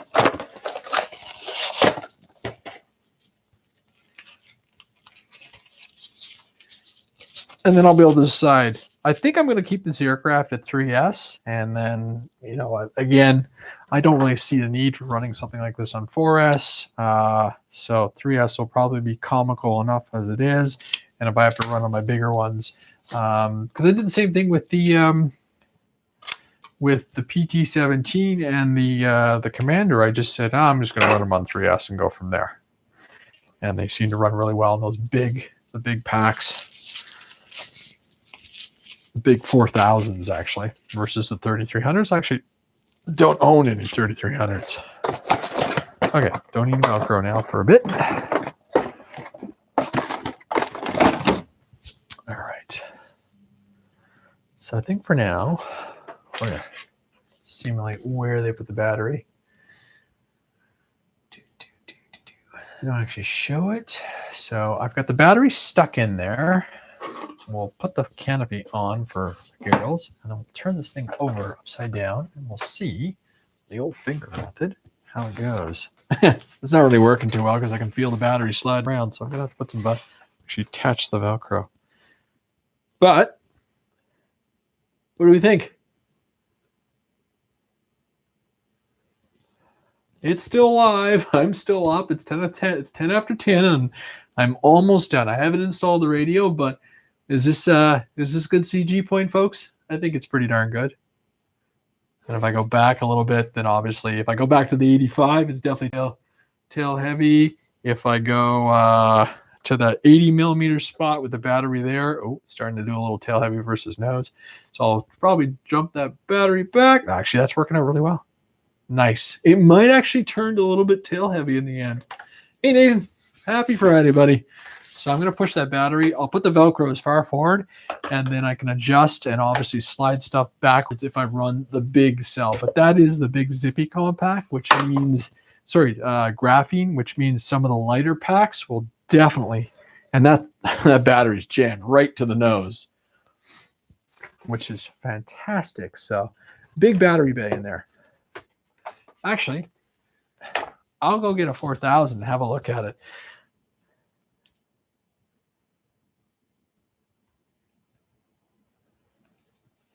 I'm going to disconnect my microphone for just a second, folks, and I'm going to go get a 3S 4000. Be right back.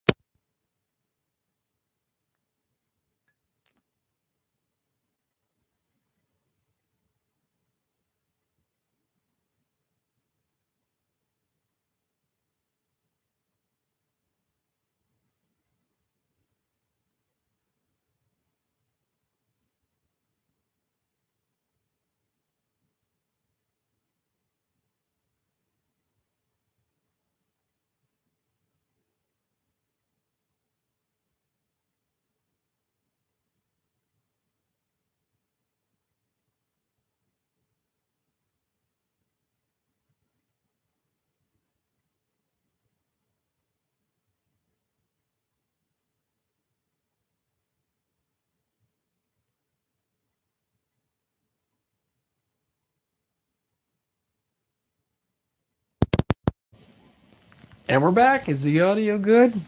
Everybody still got me 10 by 10, 5 by 5, whatever it is? Yeah, 5 by 5, actually. I should know better. All right. So I have there's a 3S 5000, 4000, and a 22 zippy compact 4S 2200 just for giggles. So I'm going to put the Velcro way into the nose and go from there. Where did that Velcro go? That's attached to this guy. And so, like I said, I had it way up there, which will be fine. I don't think there's any ventilation issues there. ESC is forward. I may come back and redo it. Actually, the ventilation is pretty good. I don't know if you can see this. I just noticed this myself.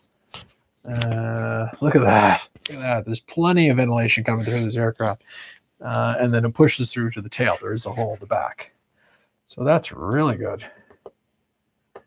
You know what, man? I would love to have access to Venom batteries, but the shipping to Canada is ridiculous. So I haven't gone that way. I've been flying my graphenes and whatever I can get my hands on. So I may pick up some batteries when I'm down in the US, but at this point I'm still focused in on looking at another EDF. So my money will be spent there, I think, as usual.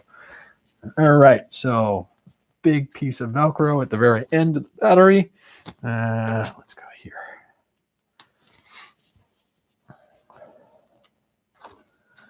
Get those ESC wires out of my way. Push them out.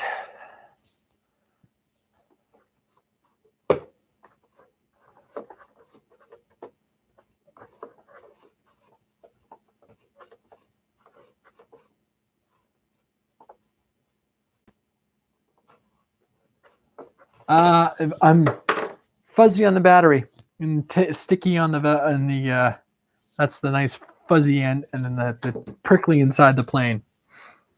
I don't know. I just went one way, and I've been doing it since then.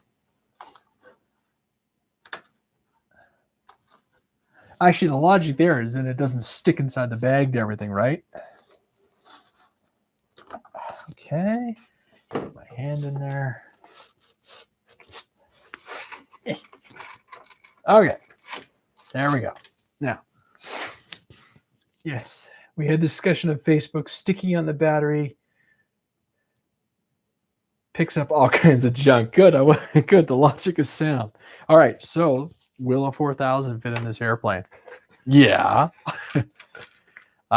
So then obviously the question there is with the 4000 is it too much? The closest best option. All right. We're going to flip this guy over again. So with a 3S 4000 in the belly, I'm willing to bet I'll be very nose heavy now. Okay, so there's my CG points at the 80. And no, I would say, well, it's neutral, but look at that. You can see the tail is dipping just a little bit. Yeah, I'm going to stick with 2200s. I have a whack load of 2200s, and you know, if it does well in the 2200s, why would I fly with anything else, right? Never stick. I mean, I can go with the 4000. I can go all the way to the front, and actually, the issue there is that I'm hitting the ESC wires, so that's why the battery just kind of sits a little funny. I only have one graphene. I'm actually going to grab Y4000. I just have them extended flight time, right? You know, it'll fly longer. Actually, I am going to, in that case, I'm going to grab my A-Specs 2200s and my Zippy Compact 2200s just to find. Actually, I'm kind of curious as to what battery C rating they recommend. 3S 2200. Well, yeah, they recommend like 30C stuff. So they had, did they have a 4S 26? No, there were 3S. Yeah, they recommend the 2200s, and then they had like 2650s, 3S 30C. So it's not too bad. Overkill. It's a slow fire. Well, it's slow fire. I don't know. It seems to have a little bit go to it, but I'll fly it slow as I can. I love to be able to find out how slow airplanes go. All right, so the big graphene. I will go get some of my lighter Zippies. And this guy all the way in. I think that's going to be goodbye wing. Actually, no, it's got a big old wooden spar in the thing. You know, I think it's going to be a pretty durable airplane. All right, one more time upside down.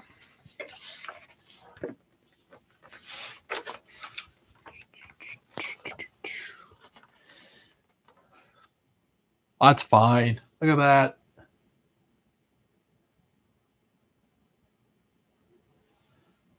That is perfectly acceptable. It's got a bit of beef to it too. It's gonna be a good plane. So I'm gonna try. I'm gonna get my Zippy Compacts, the 3S22s, just for kicks, and then my A-Specs as well, which are a little bit lighter. Be right back again. Disconnecting my microphone, so there might be a pop here.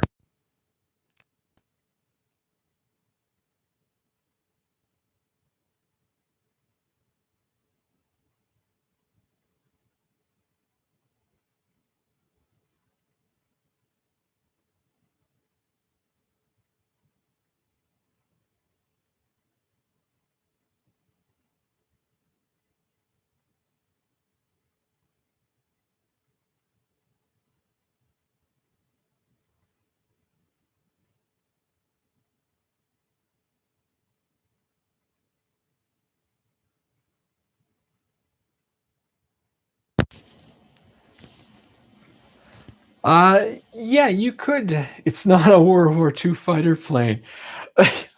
Well, I'm gonna fly it like that, right? I'll go barnstorming. That's actually a really good point on the landing gear. I wonder.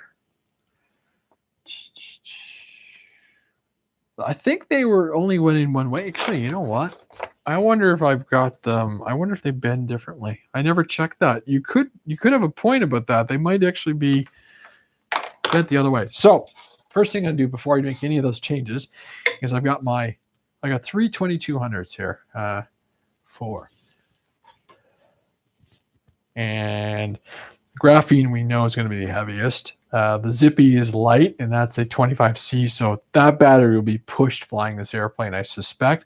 But I've flown things like my what was it? The Fun Cub with a 12-inch prop, no problem. The A-Spec is what I fly in my Tundra, but they're starting a little old, but they're still in good shape. And then I have an Admiral, so I could weigh them all up, but we already know they all pretty well feel the same size.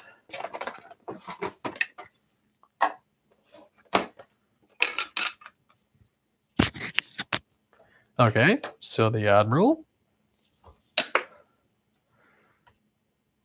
And here. We'll do it that way. No, that doesn't help. And this. Tear. All right, ready? Me. Okay. The Admiral checks in at 180 grams. Okay. The A-Spec checks in at 197 grams. The Zippy Compact checks out. Hold on here. The Zippy Compact checks in at 162, 163 grams. And 230. So there you go. So if I can get the CG to balance on the little A-Spec, or sorry, the Zippy Compact will still be very flyable, but I got a feeling this one has to be jammed all the way to the front. I may have to get in there and start pushing the ESC wires around just to make that work. Again, though, I've got enough A-Spec packs to fly.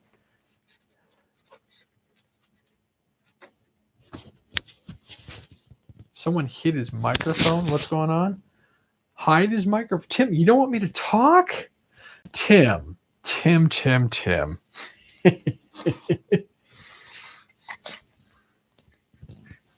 Oh, seriousness. Did the audio come back? Yeah, the audio is fine. All right, let's try this out.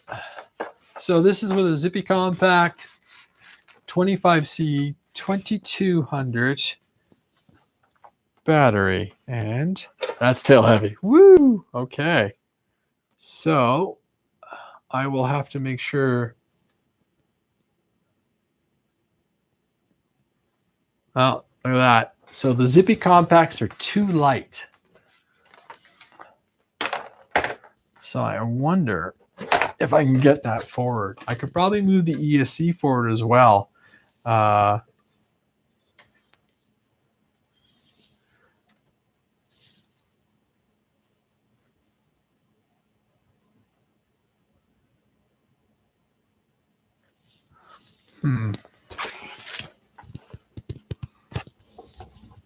If I move the ESC forward, I'll probably be able to get the wires out of the way, actually.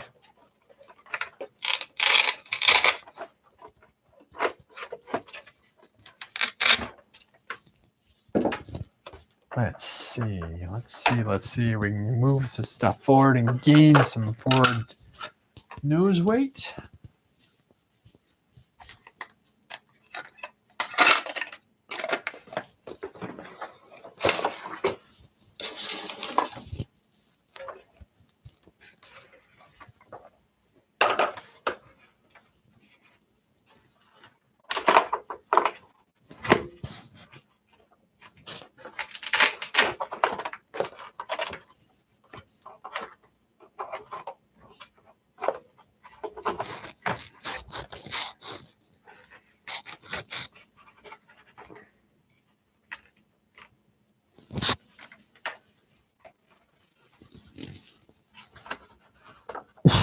This thing's actually quite long and not easy to get your hands into.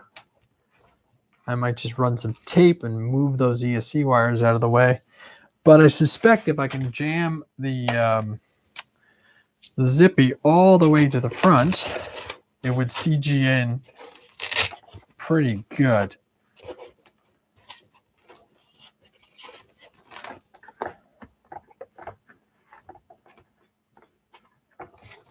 Can I get that? Well, the battery's holding. It's not going to move around. What's happening is at the end of the body, the ESC wires are getting underneath the battery and causing issues. Screwdriver.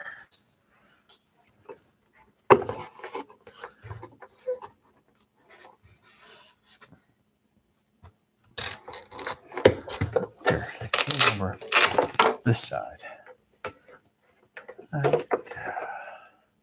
We added pennies to weight. The bomber that forgot where they were, so he kept adding more nose weight.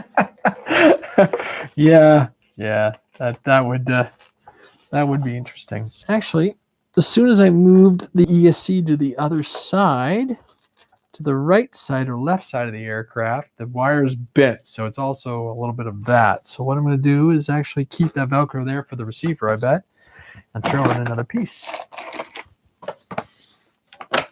No, it's black, white stuff.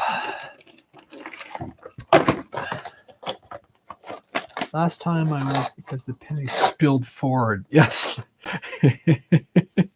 Yeah, I've done that too in a little baggie, and didn't really secure it well enough. It was all over the place.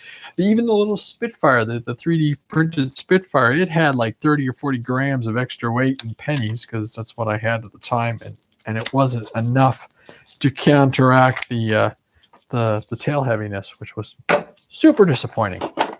But I'll make a new one later on in the year when I have the time to print again.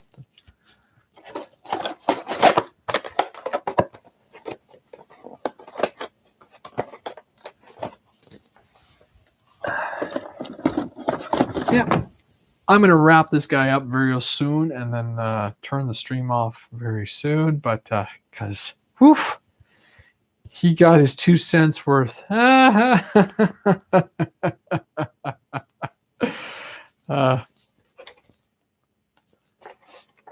right, so moving the ESC to the other side has also helped, and I'm going to shove the ESC as far forward as possible now, so it will be into the stream as well, the wind jet, or the intake. And now I should be able to get the Zippy Compact as far forward as possible because the wires are out of the way. And with the ESC forward as well, it'll give me a little bit more CG. Stained glass, yes, that works great. And fishing tackle stuff. So, all right, one more try. And actually, for giggles, we'll put the receiver in, which of course I've got the wrong end of. Do the receiver after. All right, one more try with the little battery. This is just me finding out and if it's going to do it. And remember last time it was a little too tail heavy. Still tail heavy. Whoa, I got to come forward. All right, that's enough of that battery. We'll try the A-Spec, which is a little heavier. Yeah, I still got about an inch. So, oh, there we go. Now it's in.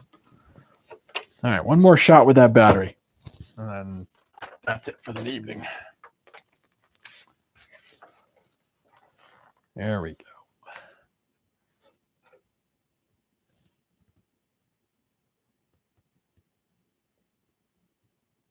That's not, yeah, the PT-17 is, it looked like it was marginal, and then when I took off, it was, the only reason I got that thing back on the ground was because I flipped over to the safe mode, which seemed to help, but it was gnarly.